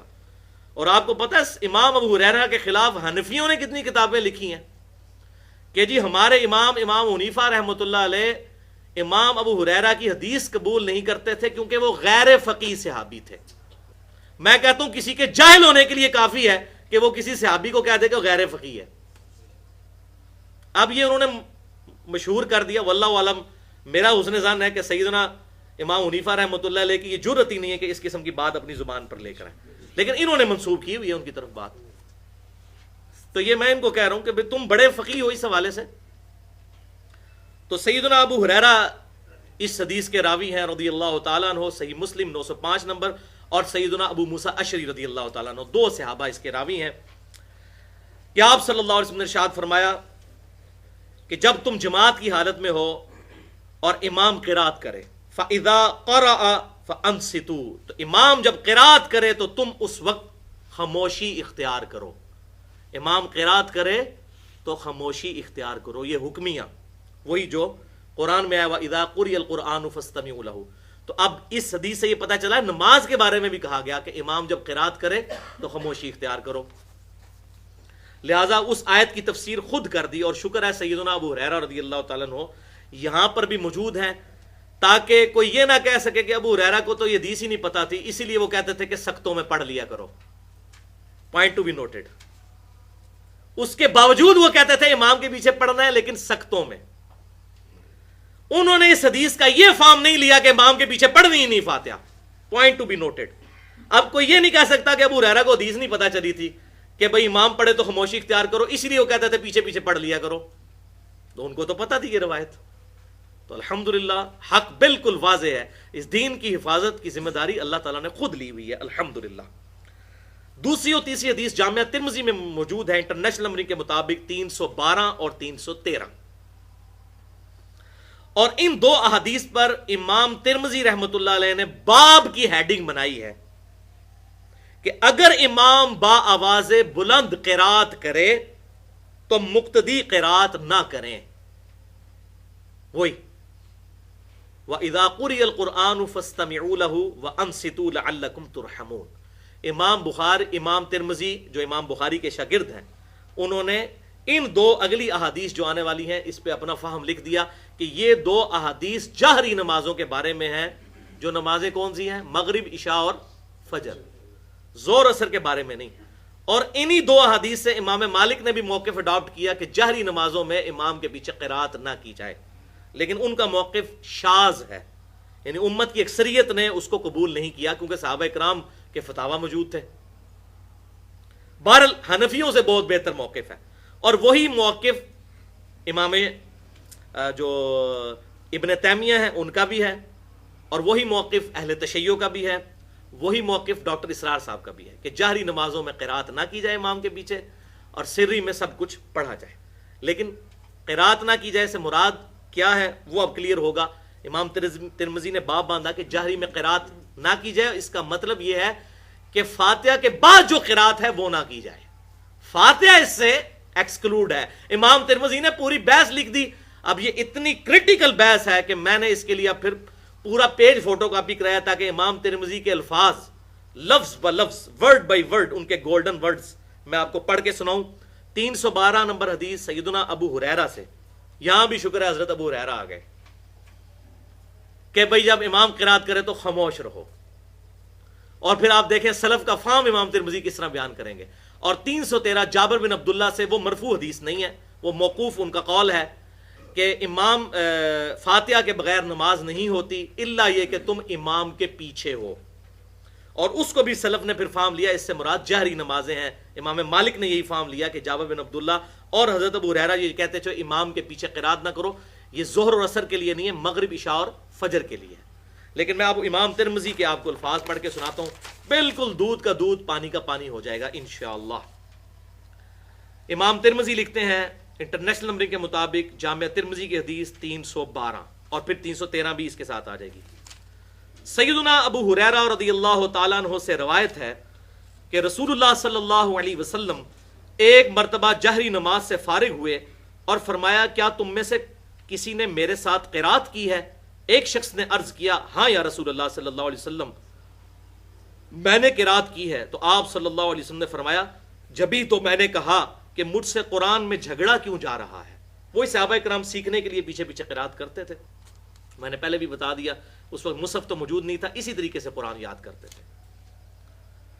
راوی کہتے ہیں پھر لوگ رسول اللہ صلی اللہ علیہ وسلم کے ساتھ جہری نمازوں میں قرات سے رک گئے.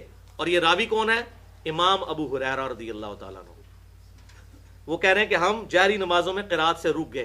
کیا رکے کہ فاتحہ بھی چھوڑ دی؟ نہیں, یہ نہیں رکے. امام کے ساتھ باقی چیزیں نہیں پڑھتے تھے اور فاتحہ سکتوں میں. وہ آگے بات آ رہی ہے. اسی باب میں ابن مسعود, عمران بن حسین اور جابر بن عبداللہ رضی اللہ عنہم اجمعین سے بھی احادیث روایت ہیں اور امام ترمذی فرماتے ہیں یہ حدیث حسن ہے. پھر ساتھ لکھتے ہیں کہ امام زہری نے کہا, امام زہری 124 ہجری میں فوت ہوئے, امام ابو حنیفہ رحمۃ اللہ علیہ کے استاد ہیں اور ان کی داڑھی کوئی نہیں تھی, چند بال ہی تھے یہاں پر, لیکن امت کے بڑے امام ہیں. بخاری اور مسلم کی سینکڑوں احادیث کے راوی ہیں ابن شہاب زہری, اور یہ وہی امام ہے جن کو سیدنا عمر بن عبد العزیز رحمۃ اللہ علیہ نے احادیث جمع کرنے کی ڈیوٹی سونپی تھی. امام زہری. امام زہری نے کہا کہ اس کے بعد لوگ آپ صلی اللہ علیہ وسلم کو قرات کرتے ہوئے سنتے تو قرات کرنے سے باز رہتے. امام ترمذی فرماتے ہیں کہ اس حدیث سے قرات خلف الامام کے قائلین پر اعتراض نہیں کیا جا سکتا. یہ بات وہ کہتے ہیں یہاں ہے کہ قرات نہ کرو, لیکن اس سے کوئی یہ مطلب نہ لے کہ فاتحہ بھی نہیں پڑھنی. اعتراض نہیں ہو سکتا. کیوں؟ اس لیے کہ اس حدیث کو بھی حضرت ابو ہریرہ نے کیا ہے روایت. میں امام ترمذی کے الفاظ چینج کرتا ہوں, امام ابو ہریرہ نے روایت کیا, اور انہی امام ابو ہریرہ نے یہ حدیث بھی روایت کی کہ رسول اللہ صلی اللہ علیہ وسلم نے فرمایا جو شخص نماز پڑھے اور اس میں سورۃ الفاتحہ نہ پڑھے تو اس کی نماز ناقص ہے, ناقص ہے, ناقص ہے اور نامکمل ہے. اور امام ابو ہریرہ سے حدیث نقل کرنے والے راوی نے کہا کہ اے امام ابو ہریرہ کبھی کبھی ہم امام کے پیچھے نماز پڑھ رہے ہوتے ہیں تو ابو ہریرہ نے فرمایا اقرا بہا فی نفسک, اپنے جی میں آہستہ آہستہ پڑھ لیا کرو, یعنی آہستہ آواز کے ساتھ. ابو عثمان نے بھی حضرت ابو ہریرہ رضی اللہ تعالیٰ عنہ سے روایت کیا کہ انہوں نے فرمایا کہ مجھے نبی صلی اللہ علیہ وسلم نے حکم دیا تھا کہ میں اعلان کر دوں کہ جو شخص نماز میں سورۃ الفاتحہ نہیں پڑھتا اس کی نماز ہی نہیں ہوتی. محدثین نے یہ مسلک اختیار کیا ہے کہ اگر امام زور سے قرات کرے تو پھر امام کے پیچھے مقتدی قرات نہ کرے اور سکتوں کے درمیان سورۃ الفاتحہ پڑھ لے. فاتحہ نہیں چھوڑنی. یہ اب سلف کا فہم امام ترمذی نے بیان کیا, امام ابو ہریرہ رضی اللہ تعالیٰ عنہ کا, کہ سکتوں کے درمیان پڑھ لے. اہل علم کا امام کے پیچھے نماز پڑھتے ہوئے قرات کے بارے میں اختلاف ہے, لیکن اکثر صحابہ اور تابعین اور بعد کے اہل علم کے نزدیک امام کے پیچھے قرات درست ہے. امام مالک, امام ابن مبارک, امام شافعی, امام احمد بن حنبل, امام اسحاق سب کا یہی قول ہے. اور عبداللہ ابن مبارک رحمت اللہ علیہ فرماتے ہیں کہ میں امام کے پیچھے قرات کرتا تھا اور تمام لوگ امام کے پیچھے قرات کیا کرتے تھے سوائے اہل کوفہ کے. کوفی وہ کہتے ہیں سارے کرتے تھے, کوفیوں کو مسئلہ, وہ تو پھر مسئلہ تو آپ نے پہلے ہی بتا دیا صحیح بخاری میں, یشیر الی العراق, اور کہا یہاں سے شیطان کا سینگ نکلے گا. سارے فتنوں کی سرزمین, مولا علی کے دشمن بھی خوارج بھی وہیں سے نکلے, اور رافضی بھی سارے وہیں سے نکلے, اور منکرین حدیث بھی وہیں سے نکلے, اور صحابہ کے گستاخ بھی وہیں سے نکلے, اہل بیت کے گستاخ بھی وہیں سے نکلے سوائے اہل کوفہ کے. لیکن جو شخص امام کے پیچھے قرات نہ کرے میں اس کی نماز کو بھی جائز سمجھتا ہوں. عبداللہ ابن مبارک. یہ ذرا سلف کا موقف دیکھیں, فتوے سے کیسے بچتے تھے. ان کا ہم پڑھتے ہیں, سارے پڑھتے ہیں, یہ کچھ لوگ نہیں پڑھتے. میں ان پہ فتویٰ نہیں لگاتا کہ ان کی نماز نہیں ہوتی. یہی جو ہم کہتے ہیں, ہمیں بھی لوگ آگے پوچھتے ہیں جی جو رفع دین نہیں کرتا اس کی نماز ہوتی ہے نہیں. ہم کہتے ہیں جو کرتا ہے اس کی ہوتی ہے کہ نہیں ہوتی وہ بھی نہیں ہمیں پتا, کیونکہ ہم نے تو قبول ہی نہیں کرنی. تو اللہ نے, ہاں ہم یہ بتائیں گے کہ جو رفع الیدین سے نماز پڑھتا ہے رکوع میں جاتے وقت اور رکوع سے اٹھتے وقت اس کی نماز سنت کے مطابق ہے, یہ ہم بتائیں گے. تو کہتے ہیں میں یہ بھی نہیں کہتا کہ ان کی نماز نہیں ہوتی. عبداللہ ابن مبارک امام حنیفہ رحمۃ اللہ علیہ کے شاگرد, اور یہی وہی عبداللہ بن مبارک ہے جن کا جامعہ ترمذی میں ہی قول ہے کہ جو رفع الیدین کرتا ہے اس کی حدیث ثابت ہے, اور ابن مسعود کی حدیث ثابت ہی نہیں ہے. اگر انہیں عبداللہ ابن مبارک کو ماننا ہے تو مکمل طور پہ میٹھا میٹھا ہاپ تے کوڑا کوڑا تھو تھو یہ کام نہیں کرنا. بہرحال تو یہ انہوں نے فتوے سے بچنے کے لیے کہا. امام ترمذی فرماتے ہیں اہل علم کی ایک جماعت نے سورۃ الفاتحہ کے نہ پڑھنے کے مسئلے میں بڑی شدت سے کام لیا ہے اور کہا کہ سورۃ الفاتحہ کے بغیر نماز نہیں ہوتی، چاہے اکیلا ہو یا امام کے پیچھے. وہ آگے آ جائے گا، یہ امام بخاری اس سے مراد ہیں ان کے استاد. اور انہوں نے عبادہ بن صامت رضی اللہ تعالیٰ عنہ کی روایت سے استدلال کیا ہے کہ عبادہ بن صامت رضی اللہ تعالیٰ عنہ نے نبی صلی اللہ علیہ وسلم کی وفات کے بعد امام کے پیچھے سورہ فاتحہ پڑھی، جو میں حدیث پہلے بیان کر چکا، سنن نبی داؤد 824، حضور کی وفات کے بعد.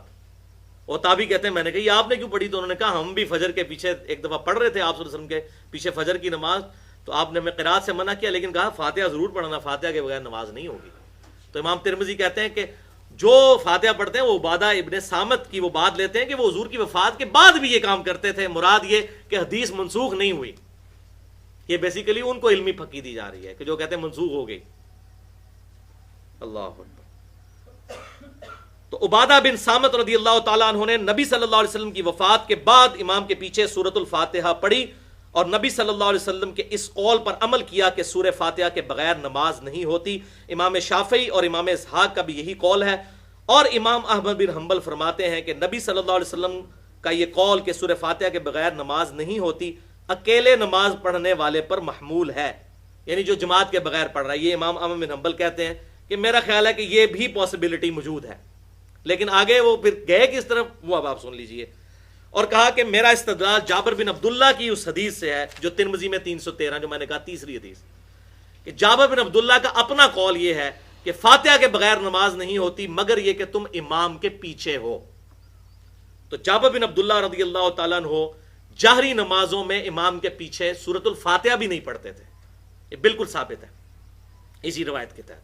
لیکن سنن ابن ماجہ میں انٹرنیشنل نمبر کے مطابق 843 نمبر حدیث ہے کہ جابر بن عبداللہ کہتے ہیں کہ ہم ظہر اور عصر کی نماز کے اندر امام کے پیچھے سورۃ الفاتحہ اور ساتھ سورت بھی ملایا کرتے تھے اور آخری 2 رکعتوں میں صرف سورۃ الفاتحہ پڑھتے تھے.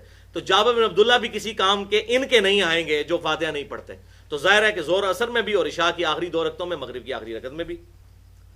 تو احمد بن حنبل فرماتے ہیں کہ جابر بن عبداللہ رسول اللہ کے صحابی ہیں، لہٰذا وہ اس حدیث کی تعویل کر لیتے تھے. یہ حدیث جو لا صلاۃ لمن لم یقرأ بفاتحۃ الکتاب، وہ کہتے تھے کہ جو اکیلے پڑھے اور جو سری نمازوں والا ہے اس کے لیے یہ نہیں ہے، جو جہری نماز ہے اس کے لیے یہ معاملہ ہے کہ وہ امام کے پیچھے قرات نہیں کرے گا.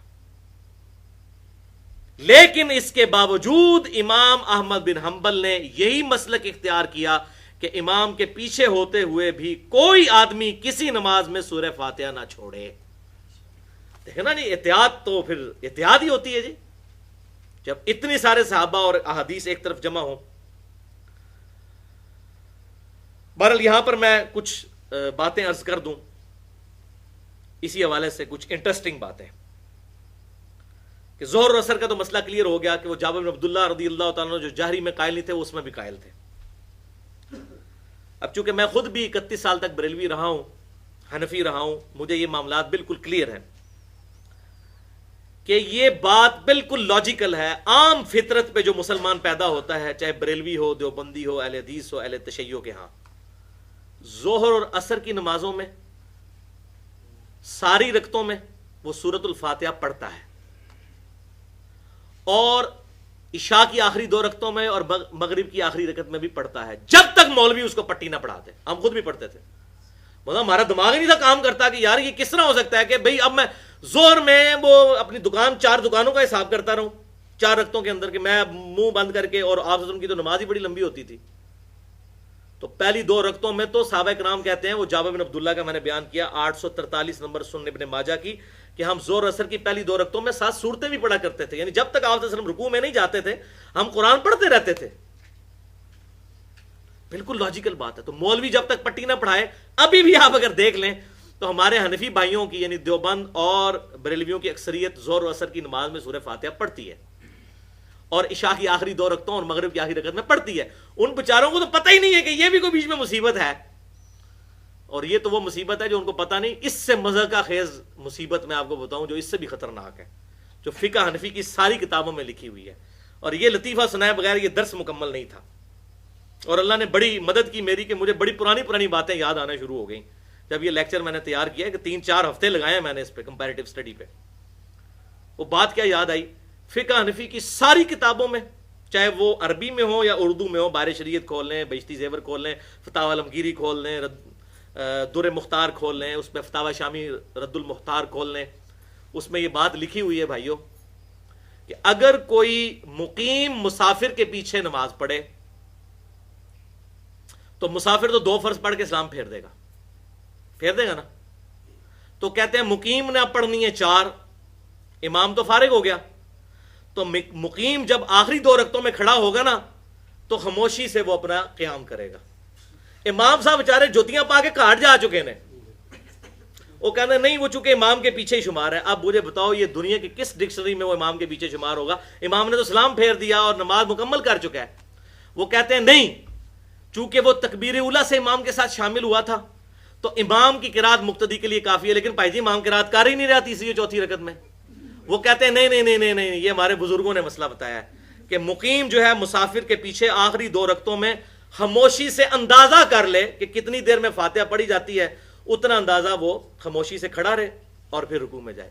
اس سے کسی کی بدنیتی اور شیطان کا حملہ اس بندے پہ چیک ہو جاتا ہے کہ یہ اب دنیا کی کس عدالت میں یہ مقدمہ پیش کیا جا سکتا ہے. میرا خیال ہے یہ بات ان کی عوام کو پتہ چل جائے نا تو وہ بھی ان کو لتر مارے کہ خدا کے لیے یہ کیا بزرگ ہمارے ساتھ کر کے گئے ہیں. یعنی کہ ان کی عقل بھی کام نہیں کرتی تھی کہ جنہوں نے یہ مسئلے لکھے ہیں کہ امام صاحب جا چکے ہیں. چلو پہلے تو تھا کہ 4 رکعتوں میں امام پڑھ رہے آگے، اب تو امام پڑھ ہی کوئی نہیں رہا، وہ تو اسلام پھیر کے فارغ ہو چکا ہے، مسافر امام ہے اور پیچھے آپ پھر بھی خاموشی اختیار کریں. وَلِعَوْذُ بِاللَّهِ تَعَالَى. بس دعا کریں گے کسی کا گیئر الٹا نہ لگے، ورنہ جو ایکسیلیٹر پہ پاؤں رکھے گا گاڑی اتنی پیچھے جائے گی. اب یہ گیئر الٹا لگ چکا ہوا اصل میں، تو جتنا ایکسیلیٹر دبائیں گے گاڑی آگے نہیں جانی، پیچھے ہی جانی ہے. اسی طریقے سے ہم خود بھی بریلوی رہے 31 سال تک، دیوبند میں بھی عرصہ گزرا. اس وقت بھی الحمدللہ میری یہ عادت تھی کہ فجر کی نماز میں اگر میں مسجد میں پہنچوں اور امام نے نماز شروع کر لی ہو تو میں کبھی سنتیں نہیں پیچھے پڑتا تھا. میری عقل ہی نہیں مانتی تھی کہ فرض نماز کھڑی ہے اور میں پیچھے جو ہے وہ اپنا کام شروع کر دوں. اور ان ظالموں کو اب نہیں ان کو یہ آیت یاد آتی وَإِذَا قُرِئَ الْقُرْآنُ فَاسْتَمِعُوا لَهُ وَأَنصِتُوا لَعَلَّكُمْ تُرْحَمُونَ. جب قرآن پڑھا جائے تو خاموشی سے سنا کرو، ٹھیک ہے، اس کو متوجہ ہو کر خاموش رہا کرو. یہ بات نہیں یاد آتی؟ ہم تو قائل ہیں، ہم کہتے ہیں خاموشی رکھیں، امام کے پیچھے بھی رکھیں، صرف سختوں میں پڑھیں. وہ آگے آ رہی ڈیٹیل بات. اور تو یہ سنتیں پیچھے دبائی آتے ہیں. اور اس وقت بھی الحمدللہ میری عقل نہیں مانتی تھی. وہ تو مجھے بعد میں پتا چلا کہ صحیح بخاری اور صحیح مسلم کی متفق علیہ حدیث ہے کہ آپ صلی اللہ علیہ وسلم نے ارشاد فرمایا کہ جب فرض نماز کی اقامت ہو جائے تو کسی کے لیے جائز نہیں ہے کہ اس فرض نماز کے علاوہ کوئی اور نماز پڑھے. وہ عقل بھی مانتی ہے. اب پیچھے سنتیں بعد میں بھی پڑھ سکتے ہیں، سنتوں کا تو کوئی مسئلہ نہیں، سورج نکلنے کے بعد بھی پڑھ سکتے ہیں. لیکن فرض نماز ہو رہی ہے اور آپ علیحدہ سے اپنا کام جو ہے وہ نکالا ہوا ہے اور آپ امام کے پیچھے پڑھ رہے ہیں، اور پھر اس میں یہاں تک مسئلہ لکھا کہ جب تک 1 رکعت مل جائے اس وقت تک آپ کر سکتے ہیں، یعنی 1 رکعت بھی قضا کر سکتے ہیں. وَلِعَوْذُ بِاللَّهِ تَعَالَى. تو یہ وہ معاملہ تھا، میں نے کہا یہاں پر میں کلیئر کر دوں. لہٰذا 2 صحابہ سیدنا عبادہ ابن صامت رضی اللہ تعالیٰ عنہ، یہ بھی اس حدیث کے راوی جو بخاری اور مسلم میں ہے، لا صلاۃ لمن لم یقرأ بفاتحۃ الکتاب، اس کی نماز ہی نہیں جو سورۃ الفاتحہ نہیں پڑھتا. اور دوسری حدیث جو صحیح مسلم میں سیدنا ابو ہریرہ، دوسرے راوی وہ امام عبادہ بن صامت اور امام ابو ہریرہ رضی اللہ تعالی عنہما، دونوں اس حدیث کے راوی ہیں کہ فاتحہ کے بغیر نماز نہیں ہوتی، نہ تمام ہے نہ مکمل ہے، ناقص ہے. دونوں الحمدللہ حضور صلی اللہ علیہ وسلم کی وفات کے بعد بھی سورۃ الفاتحہ خود بھی پڑھتے تھے اور اس کی تلقین بھی کیا کرتے تھے. لہٰذا اب یہ معاملہ سختوں والا بھی میں ذرا کلیئر کر دوں کھول کر. امام بخاری کی کتاب جز القراء سے ورڈ بائی ورڈ امام بخاری کے میں الفاظ بیان کرنے لگا ہوں، خصوصاً ہمارے اہل حدیث بھائیوں کے لیے، کیونکہ وہ بھی اس میں الا ماشاء اللہ غلطی کا شکار ہے. جز القراء حدیث نمبر ہے 36. امام بخاری رحمۃ اللہ علیہ حدیث لے کر آئے سیدنا ابو ہریرہ رضی اللہ تعالیٰ عنہ کا قول کہ ہم آپ صلی اللہ علیہ وسلم کے پیچھے جب نماز پڑھتے تو آپ صلی اللہ علیہ وسلم نماز میں سکتہ فرمایا کرتے تھے. 2 سکتے، ایک فاتحہ سے پہلے اور ایک رکوع میں جانے سے پہلے، لیکن یہ پہلی رکعت میں. دوسری رکعت ڈائریکٹ فاتحہ سے شروع کرتے تھے، رکوع سے پہلے والا سجدہ اس میں ہوتا تھا. تو اب امام بخاری کے ذرا کامنٹ سنیں اسی حدیث نمبر 36 کے تحت. وہ کہتے ہیں ابو سلمہ بن عبد الرحمن تابعی، میمون بن مہران تابعی اور سعید بن جبیر تابعی رحمہم اللہ اجمعین. سعید ابن جبیر کے تو کیا کہنے، الحمدللہ شیعان علی میں سے تھے اور مخالفین بنو امیہ تھے، اور یہ وہی ہیں جن کو حجاج ابن یوسف نے اپنے دربار میں قتل کروایا تھا. اور بعد میں کسی نے خواب میں دیکھا تو حجاج ابن یوسف نے کہا کہ باقی لوگوں کے قتل کے بدلے میں تو مجھے ایک دفعہ قتل کیا گیا، لیکن سعید ابن جبیر کے قتل کے بدلے میں اللہ تعالیٰ روزانہ مجھے قتل کرتا ہے، جو میں نے اس نیک انسان کو قتل کیا. اور عبداللہ ابن عباس کے سب سے بڑے شاگرد، بخاری اور مسلم کی درجنوں احادیث کے راوی سعید ابن جبیر رضی رحمت اللہ علیہ، رضی اللہ عنہ بھی کہہ سکتے ہیں، علیہ السلام بھی کہہ سکتے ہیں، الحمدللہ. یہ 3 تابعی کا امام بخاری لکھ کے کہتے ہیں. اور دیگر اسلاف رحمہم اللہ سختوں میں قرات کے قائل تھے، سختوں میں، جب امام خاموش ہوتا ہے. اور ان کی دلیل یہی حدیث ہوا کرتی تھی کہ لا صلاۃ لمن لم یقرأ بفاتحۃ الکتاب، کہ اس کی نماز ہی نہیں ہے جو سورۃ الفاتحہ نہیں پڑھتا. پھر جب امام قرات کرتا تو وہ خاموش ہو جایا کرتے تاکہ اللہ تعالیٰ کے ارشاد پر عمل ہو. یہ امام بخاری کہہ رہے ہیں، میں نہیں کہہ رہا. تو کہتے ہو جی مکی آیت ہے، امام بخاری نے نہیں پتا ہے مکی آیت ہے، امام بخاری کہہ رہے ہیں تاکہ اس حدیث پر بھی عمل ہو اور اس آیت پہ بھی. فَاسْتَمِعُوا لَهُ وَأَنصِتُوا، سورۃ الاعراف آیت نمبر 204، کہ جب قرآن پڑھا جائے تو اس وقت اس کو سنا کرو اور خاموشی اختیار کرو، اور رسول اللہ صلی اللہ علیہ وسلم کے حکم پر بھی عمل ہو جائے، کیونکہ مَن یُطِعِ الرَّسُولَ فَقَدْ أَطَاعَ اللَّهَ. امام بخاری نے وہ آیت لکھ دی سورۃ النساء کی آیت نمبر 80 کہ جس نے رسول اللہ صلی اللہ علیہ وسلم کا حکم مانا گویا اس نے اللہ کا حکم مانا. وہ کہتے ہیں یہ جو ہمیں کہتے ہیں نا جی وہ قرآن اور حدیث ٹکرا رہے ہیں، وہ کہہ رہے ہیں کوئی نہیں ٹکرا رہے. قرآن پر بھی عمل کریں گے کہ امام جب تلاوت کرے گا ہم خاموشی اختیار کریں گے، اس کے سختوں میں پڑھیں گے. حدیث پر بھی عمل کریں گے. اور پھر امام بخاری رحمۃ اللہ علیہ نے بڑی سخت بات کی. جو لوگ سورۃ الفاتحہ نہیں امام کے پیچھے پڑھتے، انہوں نے پھر سورۃ النساء کی آیت نمبر 115 بھی ساتھ لکھ دی، جس کے کانٹیکسٹ میں نے مسئلہ نمبر 31 ریکارڈ کروایا تھا، اجماع کی حجیت والا، کہ جو کوئی رسول اللہ کی مخالفت کرتا ہے بعد اس کے کہ اس پر حق واضح ہو چکا ہے. یعنی رسول اللہ کی مخالفت کیا؟ امام بخاری یہ بتانے چاہ رہے ہیں کہ آپ صلی اللہ علیہ وسلم نے کیا فرمایا تھا؟ لا صلاۃ لمن لم یقرأ بفاتحۃ الکتاب. تو سورۃ الفاتحہ نہ پڑھنا رسول اللہ کی مخالفت ہے، بعد اس کے کہ اس پر حق کھل چکا اور مومنین کے راستے کو چھوڑ دیتا ہے. یعنی کس کے؟ صحابہ کرام علیہم رضوان کے. تو پھر وہ جس گمراہی میں سرگرداں ہیں ہم اسی گمراہی میں اسے رہنے دیں گے اور آخرت میں اسے آگ کا مزہ چکھائیں گے، دوزخ کی آگ کا. وَلِعَاذُ بِاللَّهِ تَعَالَى. اتنی سخت یہ آیت امام بخاری نے اس جگہ پر نقل کی، حدیث نمبر 36 کے اندر جز القراء امام بخاری کی کتاب ہے. اور یہ نہ سمجھیے گا بھائیو امام بخاری نے کوئی خود سے فتویٰ لگایا. سیدنا ابو ہریرہ رضی اللہ تعالیٰ عنہ جو ساری احادیث کے راوی ہیں، ان کا قول صحیح سند کے ساتھ جز القراء میں امام بخاری نے 274 نمبر پر حدیث وہ نقل کی، حدیث موقوف، وہی جو آپ کے اس ریفرنس پیج کے اوپر سیکنڈ لاسٹ لکھی ہوئی ہے.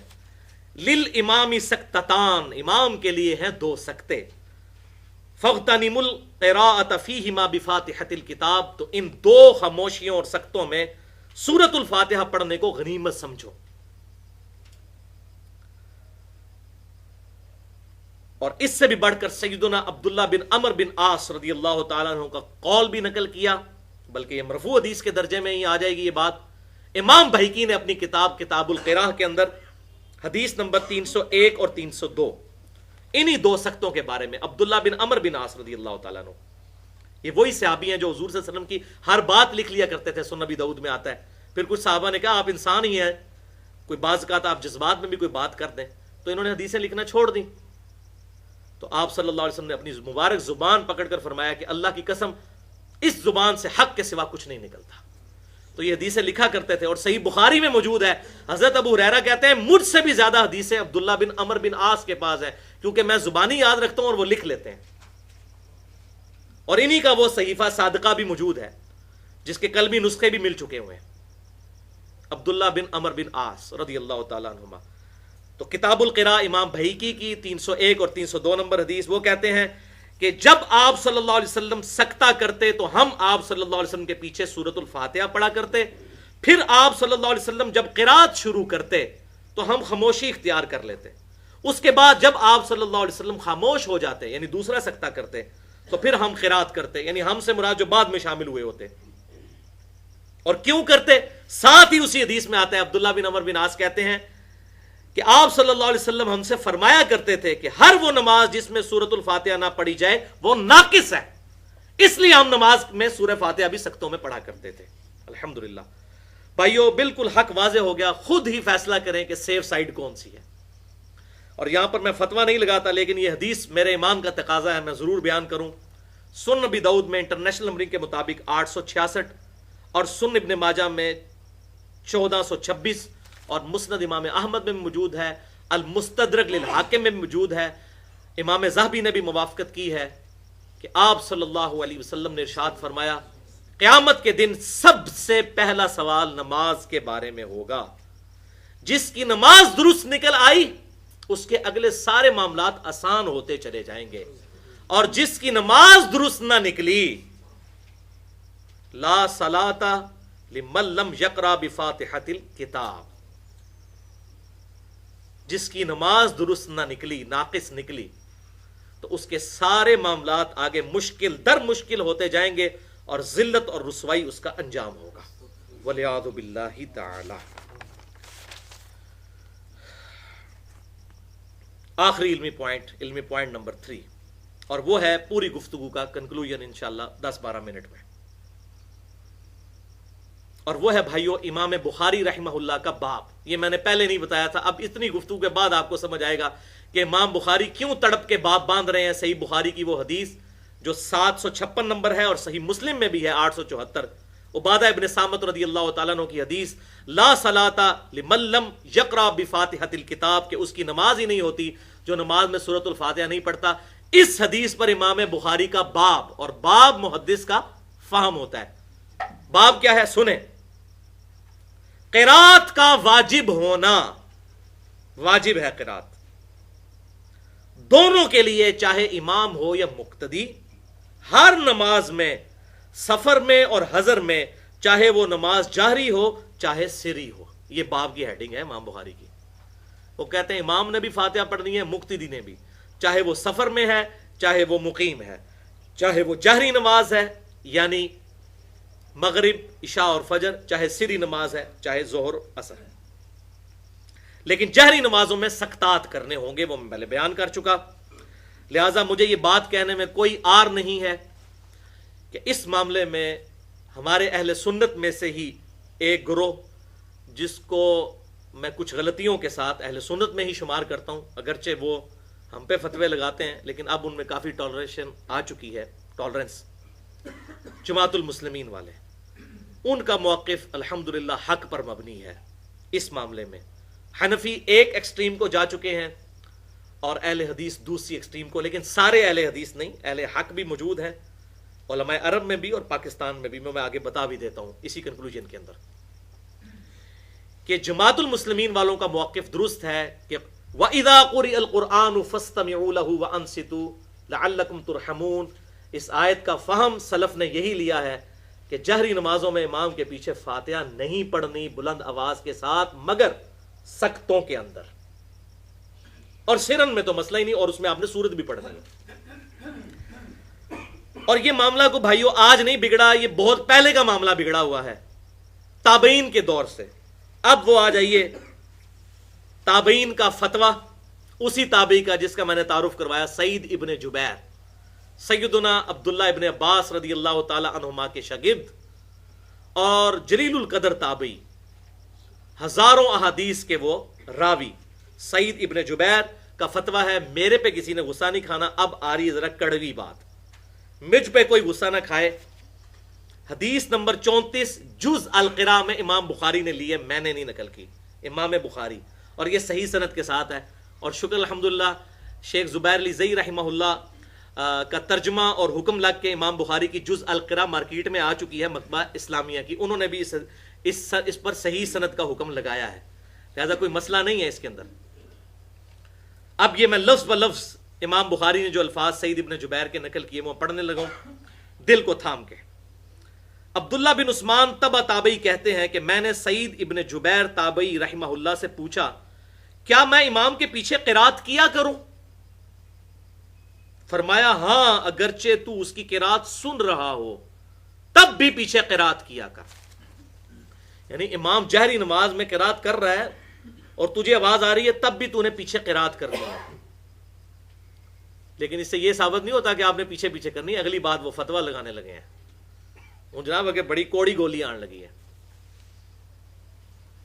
بیٹا، اس لیے کہ آج کل کے امام مسجدوں نے ایسی بدعت نکال لی ہے۔ کیا نکال لی ہے؟ بدعت، جو سلف سے ثابت نہیں۔ ہمارے سلف تو، اب تابعی کا سلف کون ہوگا؟ صحابی، ٹھیک ہے، اس سے کم تو نہیں ہوگا سلف۔ سلف کہتے ہیں جو پہلے گزر چکا، جیسے یہ سلفی اہل حدیث کہلواتے ہیں، لیکن سلفی تب ہوں گے جب سلف پہ عمل بھی کریں گے۔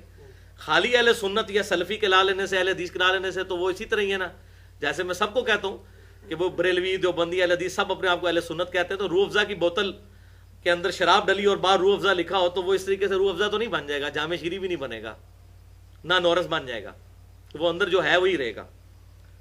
تو سیدنا سعید بن جبیر کہتے ہیں بیٹا آج کل کے امام مسجدوں نے، تو آج کل کے بھی امام مسجد وہی انہی کی اولاد ہیں، ایسی بدعت نکالی ہے جو سلف سے ثابت نہیں۔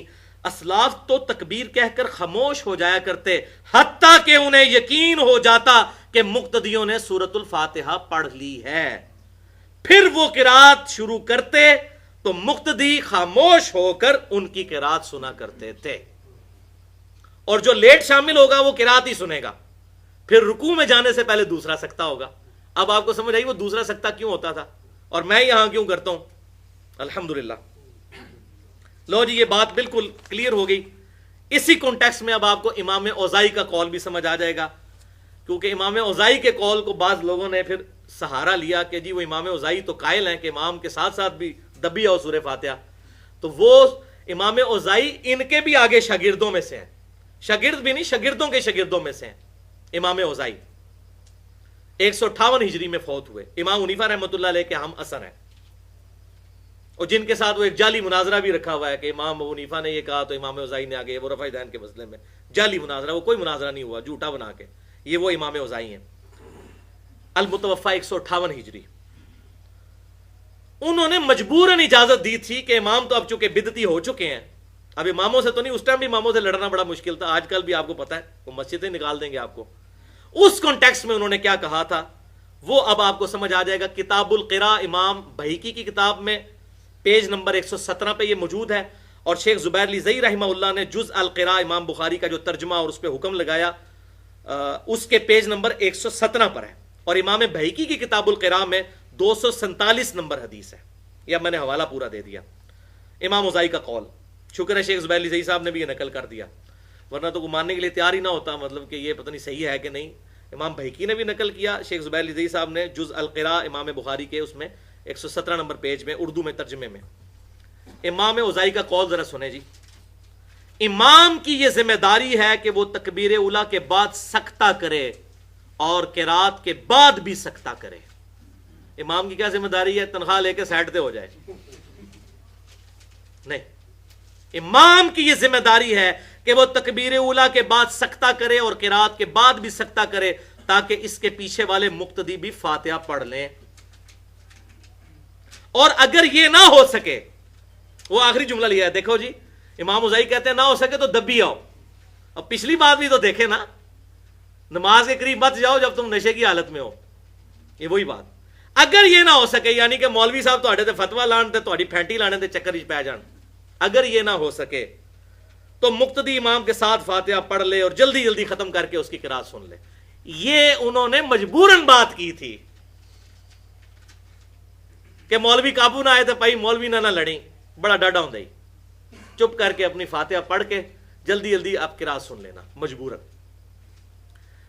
سعید ابن جبیر کا تو میں نے بتا دیا، انہوں نے کہا تو یہ امام ہی بدعتی ہیں، لیکن اب اس کا یہ رزلٹ بھی نہیں نکالنا چاہیے کہ بدعتی امام کے پیچھے نماز ہی نہیں ہوتی۔ اب اس معاملے میں جماعت المسلمین والے پھر ایکسٹریم پہ چلے گئے، انہوں نے کہا ان کے پیچھے نماز ہی نہیں ہوتی، یہ بدعتی ہیں، تو یہ بالکل مسئلہ غلط ہے۔ بدعتی امام کے حوالے سے 2 حدیثیں زبانی یاد کر لیں، ہر مسلمان کو، یہ بخاری میں ہیں دونوں حدیثیں، اور یہ میں کہتا ہوں مولویوں کو بخار چڑھانے والی حدیثیں ہیں، 694 اور 695 نمبر نوٹ کر لیں انٹرنیشنل نمبر کے مطابق، صحیح بخاری میں 694 نمبر حدیث ہے۔ امام کائنات صلی اللہ علیہ وسلم نے ارشاد فرمایا، اور الحمدللہ اس کے راوی بھی امام ابو ہریرہ ہے رضی اللہ تعالیٰ عنہ، امام ابو ہریرہ رضی اللہ تعالیٰ عنہ، وہ کہتے ہیں کہ امام اگر ٹھیک نماز پڑھائے، آپ صلی اللہ علیہ وسلم نے فرمایا، تو تجھے نماز کا ثواب ملے گا، اور اگر امام نے غلط نماز پڑھائی تو اس کی غلطی کا وبال اسی پر ہوگا، تجھے ثواب پورا ملے گا۔ اللہ اکبر کبیرہ والحمد للہ کثیرہ وسبحان اللہ بکرۃ واصیلا۔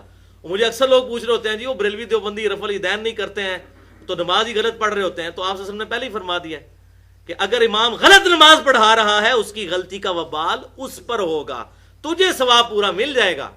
حضور تو پوری امت کے نبی ہیں، حضور کو پتا تھا کیا مصیبت امت پہ ٹوٹنے والی ہے، لیکن یہ آپ نے آج تک حدیث سنی تھی کبھی؟ یہ میں نے دریافت کی ہے صحیح بخاری کے اندر سے، مگر کوئی ڈبکی نہیں ماری اس میں، صحیح بخاری میں نماز کے چیپٹر میں 694 نمبر۔ لیکن یہ مولویوں کی پیٹ پہ لات پڑتی تھی، انہوں نے کہا یہ روایت لوگوں کو پتہ چل گئی تو لو جی ہماری ڈیڑھ اینٹ کی جو لادہ لادہ مسجدیں بنی ہوئی ہیں تو ختم ہو جائیں گی، سارے لوگ کہیں گے جتنا ٹائم ہو جی نماز پڑھ لو۔ یہ سمجھے مولوی بہت سمجھدار ہے اس مسئلے میں۔ بہرحال، اور 695 نمبر، سیدنا و مولانا خلیفۃ المسلمین امیر المؤمنین مولا عثمان ابن عفان رضی اللہ تعالی عنہ، ان کا فتویٰ امام بخاری لے ہیں اس کے بعد، اور قربان جاؤں امام بخاری نے اس فتوے کے اوپر، اس حدیث کے اوپر عثمان ابن عفان کی، صحیح بخاری میں باب باندھ دیا ہے بدعتی اور باغی کے پیچھے نماز پڑھنے کا حکم، کہ بدعتی کے پیچھے بھی نماز پڑھیں گے اور باغی کے پیچھے بھی پڑھیں گے۔ اور پہلے قول لے کر آئے اوپر کہ حسن بصری فرماتے ہیں، تابعی 70 صحابہ کے شاگرد، کہ بدعتی امام کے پیچھے نماز پڑھ لے اس کی بدعت کا وبال اسی پر ہوگا۔ اللہ اکبر کبیرہ۔ اور بھائی تسی تو ویسے ہی ٹینشن نہ لیا کرو، آپ تو سورہ فاتحہ امام کے پیچھے پڑھ رہے ہوتے ہیں، آپ کو کیا ٹینشن ہے؟ آپ تو اپنے رب اور اپنے درمیان جو نماز والا معاملہ ہے وہ تو تعلق قائم ہے، نصفہا لی، آدھی میرے لیے آدھی میرے بندے کے لیے۔ جو فاتحہ نہیں پڑھتے ان کی ٹینشنیں ہیں، جو فاتحہ پڑھ رہے ہیں تو کسی کے پیچھے بھی پڑھ رہے ہیں اپنے رب سے، تو ان کا تعلق قائم ہے۔ تو 695 نمبر صحیح بخاری میں حسن بصری کا قول لے کر آئے، اس کے بعد حدیث لے کر آئے کہ سیدنا عثمان غنی رضی اللہ تعالیٰ عنہ سے صحابہ نے آ کے پوچھا کہ اے امیر المومنین، ہمارے امام تو آپ ہیں، اور فتنوں کا امام مسجدوں پر قابض ہے، مسجد نبوی پر قابض ہے، اور وہ ہماری امامت کرواتا ہے۔ فتنوں کا امام وہ باغی جو سیدنا عثمان کو شہید کرنے کے لیے وہاں پر آئے ہوئے تھے، اس وقت تو ارادہ نہیں تھا شہید کرنے کا، لیکن بعد میں وہ پھر انہوں نے مسلمان تھے۔ اور میں کہتا ہوں اس سے بڑی کیا بدعت ہوگی کہ خلیفۃ المسلمین کی شہادت پہ کوئی اتر آئے اور اس کو گھیر لے۔ لیکن سیدنا عثمان خلیفۃ المسلمین تھے، انہوں نے ان کے پروٹیسٹ کے اوپر ایک انگلی کے اشارے سے سارے قتل ہو سکتے تھے، 300-350 بندہ تھا، لیکن ان کا پروٹیسٹ کا حق ہے، کریں، اگر میری پالیسی سے اختلاف ہے، تلوار کے زور پہ نہیں روکا۔ تو صحابہ نے کہا کہ امیر المومنین امام تو آپ ہیں ہمارے، نماز ہمیں یہ فتنہ گر امام پڑھاتا ہے، کیا ہم اس کے پیچھے نماز پڑھ لیا کریں؟ تو سیدنا عثمان نے یہ نہیں کہا کہ 1.5 اینٹ کی مسجد لادا کر لو، انہوں نے کہا کہ نماز ہی تو مسلمانوں کا ایک ایسا کام ہے جو اجتماعی نیکی کا کام ہے، نیکی کے کاموں میں ان کا ساتھ دو، کن کا؟ بدعتیوں اور باغیوں کا۔ اور اس سے بڑی بدعت کیا ہوگی کہ صحابہ کرام علیہم رضوان خلیفۃ المسلمین حضور صلی اللہ علیہ وسلم کے داماد کے خلاف کھڑے ہو جانا، سیدنا عثمان غنی رضی اللہ تعالیٰ عنہ کے خلاف، اس سے بڑی کیا بدعت ہوگی؟ ان کی نماز پڑھو ان کے پیچھے، اور برائی میں ان سے الگ رہو، برائی کا وبال، وَتَعَاوَنُوا عَلَى الْبِرِّ وَالتَّقْوَىٰ وَلَا تَعَاوَنُوا عَلَى الْإِثْمِ وَالْعُدْوَانِ، معاملہ بالکل قریب۔ اب یہ دیکھیں جو سنن ابی داؤد اور ترمذی اور ابن ماجہ میں حدیث ہے، علیکم بسنتی وسنت الخلفاء الراشدین المہدیین، تم پر میری سنت اور میرے خلفائے راشدین کی سنت لازم ہے، وہ حدیث پوری اسی طرح ہے کہ میرے بعد تم بہت اختلاف دیکھو گے تو میرے خلفائے راشدین کو لازم پکڑ لینا، میری سنت کو اور ان کی سنت کو. تو اس معاملے میں آپ صلی اللہ علیہ وسلم خود انڈورس کر کے گئے ہیں. اگر کوئی جی حضرت عثمان کا فتویٰ میں نہیں مانتا، سارے صحابہ کا اجماع ہوا ہے اس فتوے پہ، وہ نماز پڑھتے تھے ان کے پیچھے. تو الحمدللہ، بلکہ سنن کبریٰ البیہقی میں موجود ہے عبداللہ بن عمر رضی اللہ تعالیٰ عنہ، اتنے متقی صحابی جن کے بارے میں بخاری اور مسلم میں رجل صالح، وہ کہتے تھے جب تک خوارج کی مسجدوں سے حی علی الصلاح حی علی الفلاح کی آوازیں آئیں گی ہم ان کے پیچھے نمازیں بھی پڑھیں گے اور یہ ہمیں سلام کریں گے، ہم سلام کا جواب بھی دیں گے، لیکن جب یہ ہمیں کہیں گے کہ ہم مسلمان بھائیوں کو قتل کریں پھر ہم ان کا ساتھ نہیں دیں گے. تو عبداللہ بن عمر خوارج کے پیچھے بھی نماز پڑھ لیتے تھے اور خوارج صحابہ کو کافر کہتے تھے. مولا علی کو کافر کہتے تھے خوارج، نعوذ باللہ من ذالک. اور مولا علی نے ان کے جنازے بھی پڑھائے ہیں، ان کو مسلمان ٹریٹ کیا ہے، کہا بھائی تھے میرے بگوڑے ہو گئے. یہ ہے فتنوں کا دروازہ اور فتویٰ کا اور کفریہ اور یہ اس طرح کی تکفیری سوچ کو ختم کرنا خلفائے راشدین کا. الحمدللہ. بہرحال اس حوالے سے میری گفتگو ہے مسئلہ نمبر 75B، بدعت سے متعلق 5 اشکالات کا تحقیقی جائزہ اور بدعتی امام کے پیچھے نماز کا مسئلہ. اس میں نے ڈیٹیل کے ساتھ یہ بات الحمدللہ بیان کی ہے. لہٰذا اب یہ پوری تھیم پتہ چل گئی کہ سختوں میں پڑھنا ہے. اسی سے اجتہاداً بھی یہ مسئلہ نکلے گا، کیونکہ تھیم کو آپ فالو کریں کہ جب امام پڑھ رہا ہو اس وقت آپ نہ پڑھیں. اس پہ الحمدللہ ہمارے اہل حدیث بھائی کی اکثریت عمل بھی کرتی ہے، کیونکہ آج ان کی سختی آئی ہوئی ہے تو جو ان کی صحیح بات ہے اس پہ میں ان کو سپورٹ کروں گا. اس بات پر یہ اجتہاداً مسئلہ جو مسند امام احمد میں انٹرنیشنل نمبرنگ کے مطابق 26,513 نمبر حدیث ہے، جلد 6 اور صفحہ 288 پر، کہ آپ صلی اللہ علیہ وسلم سورۃ الفاتحہ کی ہر آیت پر وقفہ کرتے تھے اور ہر آیت ٹھہر ٹھہر کر پڑھتے تھے، جس طرح میں بھی پڑھتا ہوں. اب اگر آپ وقفہ کریں گے اور ٹھہر کر پڑھیں گے تو چھوٹا سا آپ کو بیچ میں سکتہ مل جائے گا، اس میں آپ ساتھ ساتھ سورۃ الفاتحہ پڑھ سکتے ہیں. یہ اجتہاداً مسئلہ نکل رہا ہے. افضل تو وہی ہے، لیکن یہ مسئلہ بھی اجتہاداً جواز کی حد تک نکلتا ہے. تو ساتھ ساتھ سورۃ الفاتحہ پڑھے، لیکن ان چھوٹے چھوٹے سکتوں میں. اور آپ جو نماز محمدی والا میرا جو لیکچر ہے صلی اللہ علیہ وسلم، اس میں بھی کلپ موجود ہے اور اس کے علاوہ بھی نماز کے کچھ کلپ اپلوڈ ہوئے ہیں. اس میں نے یہ سارا معاملہ کر کے بھی پریکٹیکلی کر کے دکھایا کہ ان وقفوں میں کیسے سورۃ الفاتحہ پڑھی جائے. الحمدللہ ہم تو سارے سکتے کرتے ہیں، رکوع سے پہلے والا بھی کرتے ہیں. آپ سب کو اس حوالے سے یہ بات پتہ ہے. الحمدللہ رب العالمین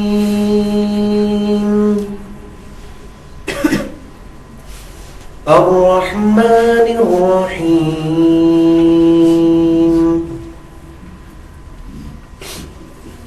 مالک یوم الدین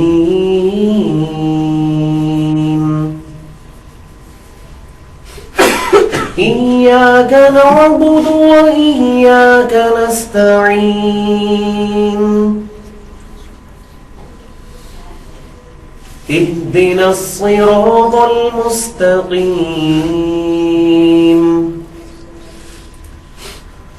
صراط الذين أنعمت عليهم غير المغضوب عليهم ولا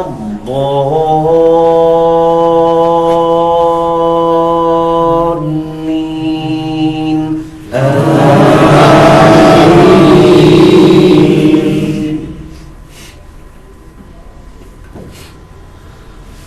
قل يا أيها الكافرون لا أعبد ما تعبدون ولا أنتم عابدون ما أعبد ولا أنا عابد ما عبدتم ولا أنتم عابدون ما أعبد لكم دينكم ولي دين.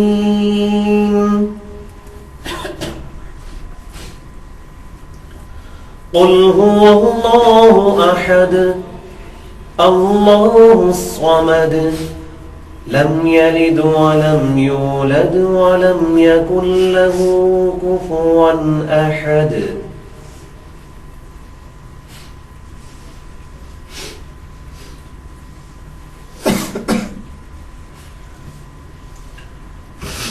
اللہ اکبر.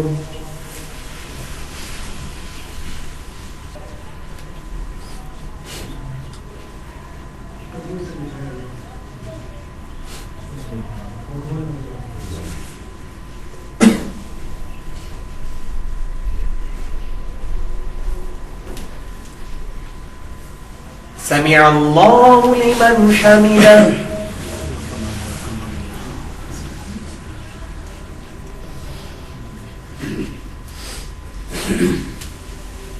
اللہ اکبر. دو سکتے ہیں امام کے پہلی رکعت میں اور باقی تمام رکعتوں میں ایک ایک سکتہ ہے رکوع سے پہلے والا سکتہ یعنی قرات کے بعد. الحمدللہ بھائیو 22 مئی 2009 کو میں نے شیخ زبیر علی زئی رحمہ اللہ کے پیچھے پہلی دفعہ نماز جمعہ پڑھی راول پنڈی میں. اسلام آباد میں میری جاب ہے تو وہیں سے میں ساتھ ہی ٹوین سٹی ہیں. تو میں نے پہلی دفعہ ان کے پیچھے جب نماز جمعہ پڑھی تو انہوں نے یہ سکتے کیے اور میں بڑا ریلی شاکڈ ہوا کہ یہ رکوع سے پہلے اتنا لمبا سکتہ انہوں نے کیا.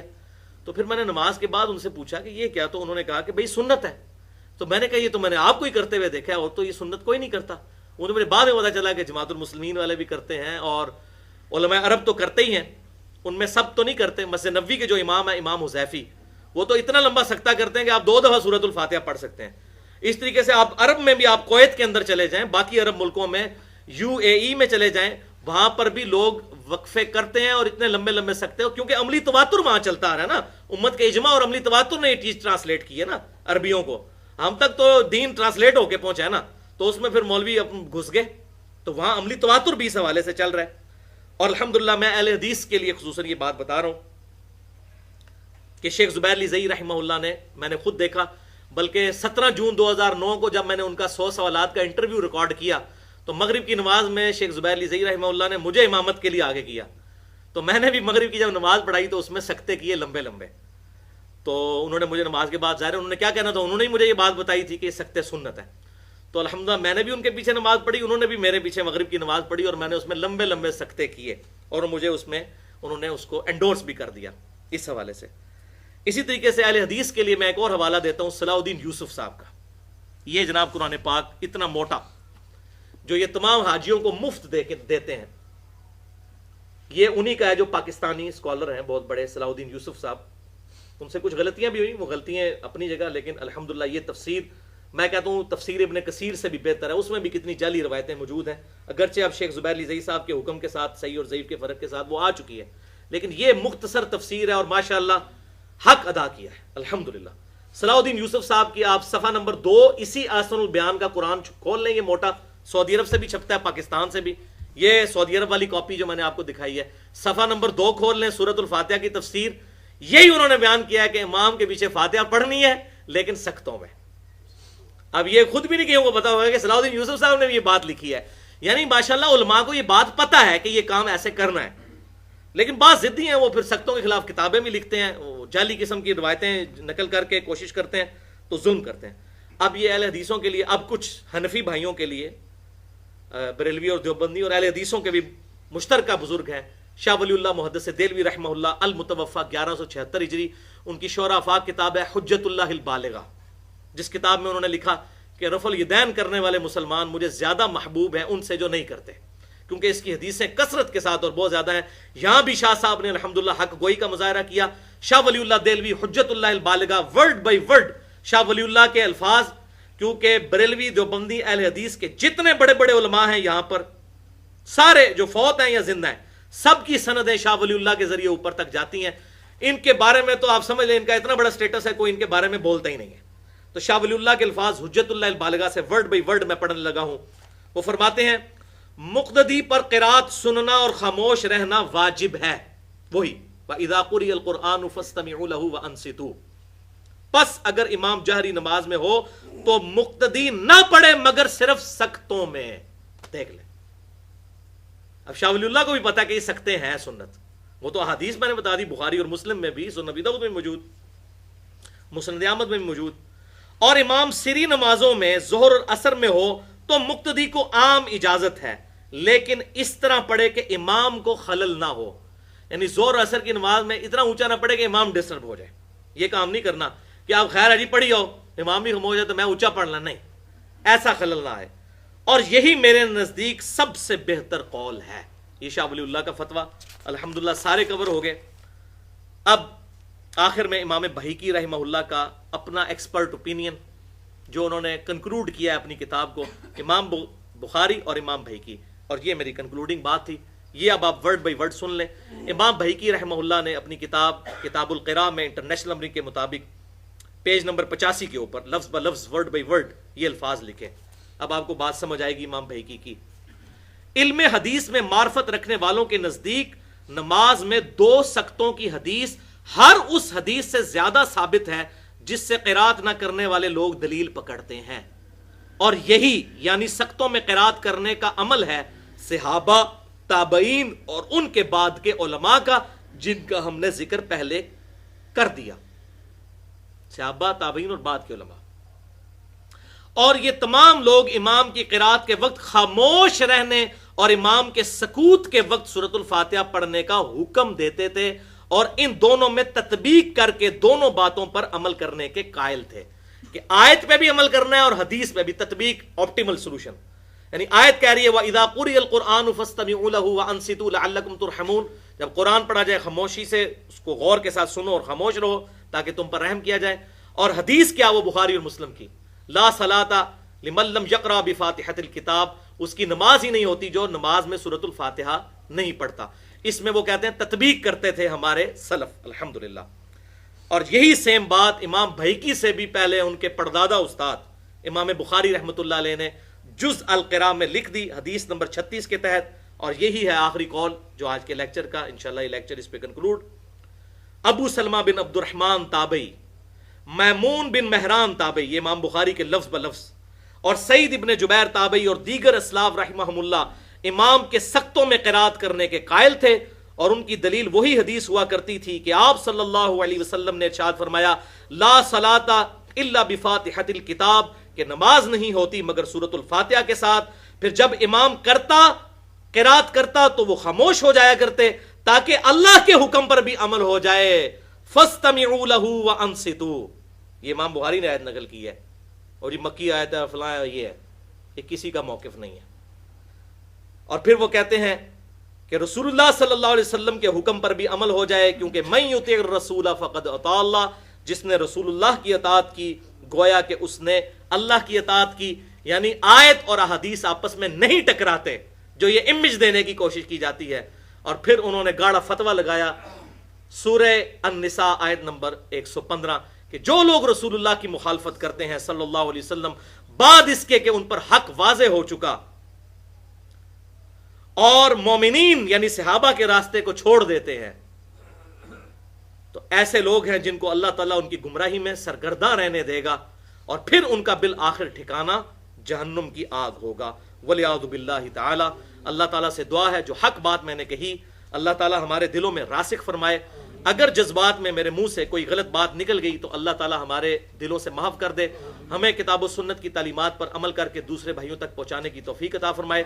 سبحانک اللہم و بحمدک اشہد ان لا الہ الا انت استغفرک و اتوب الیک وما علینا الا البلاغ المبین.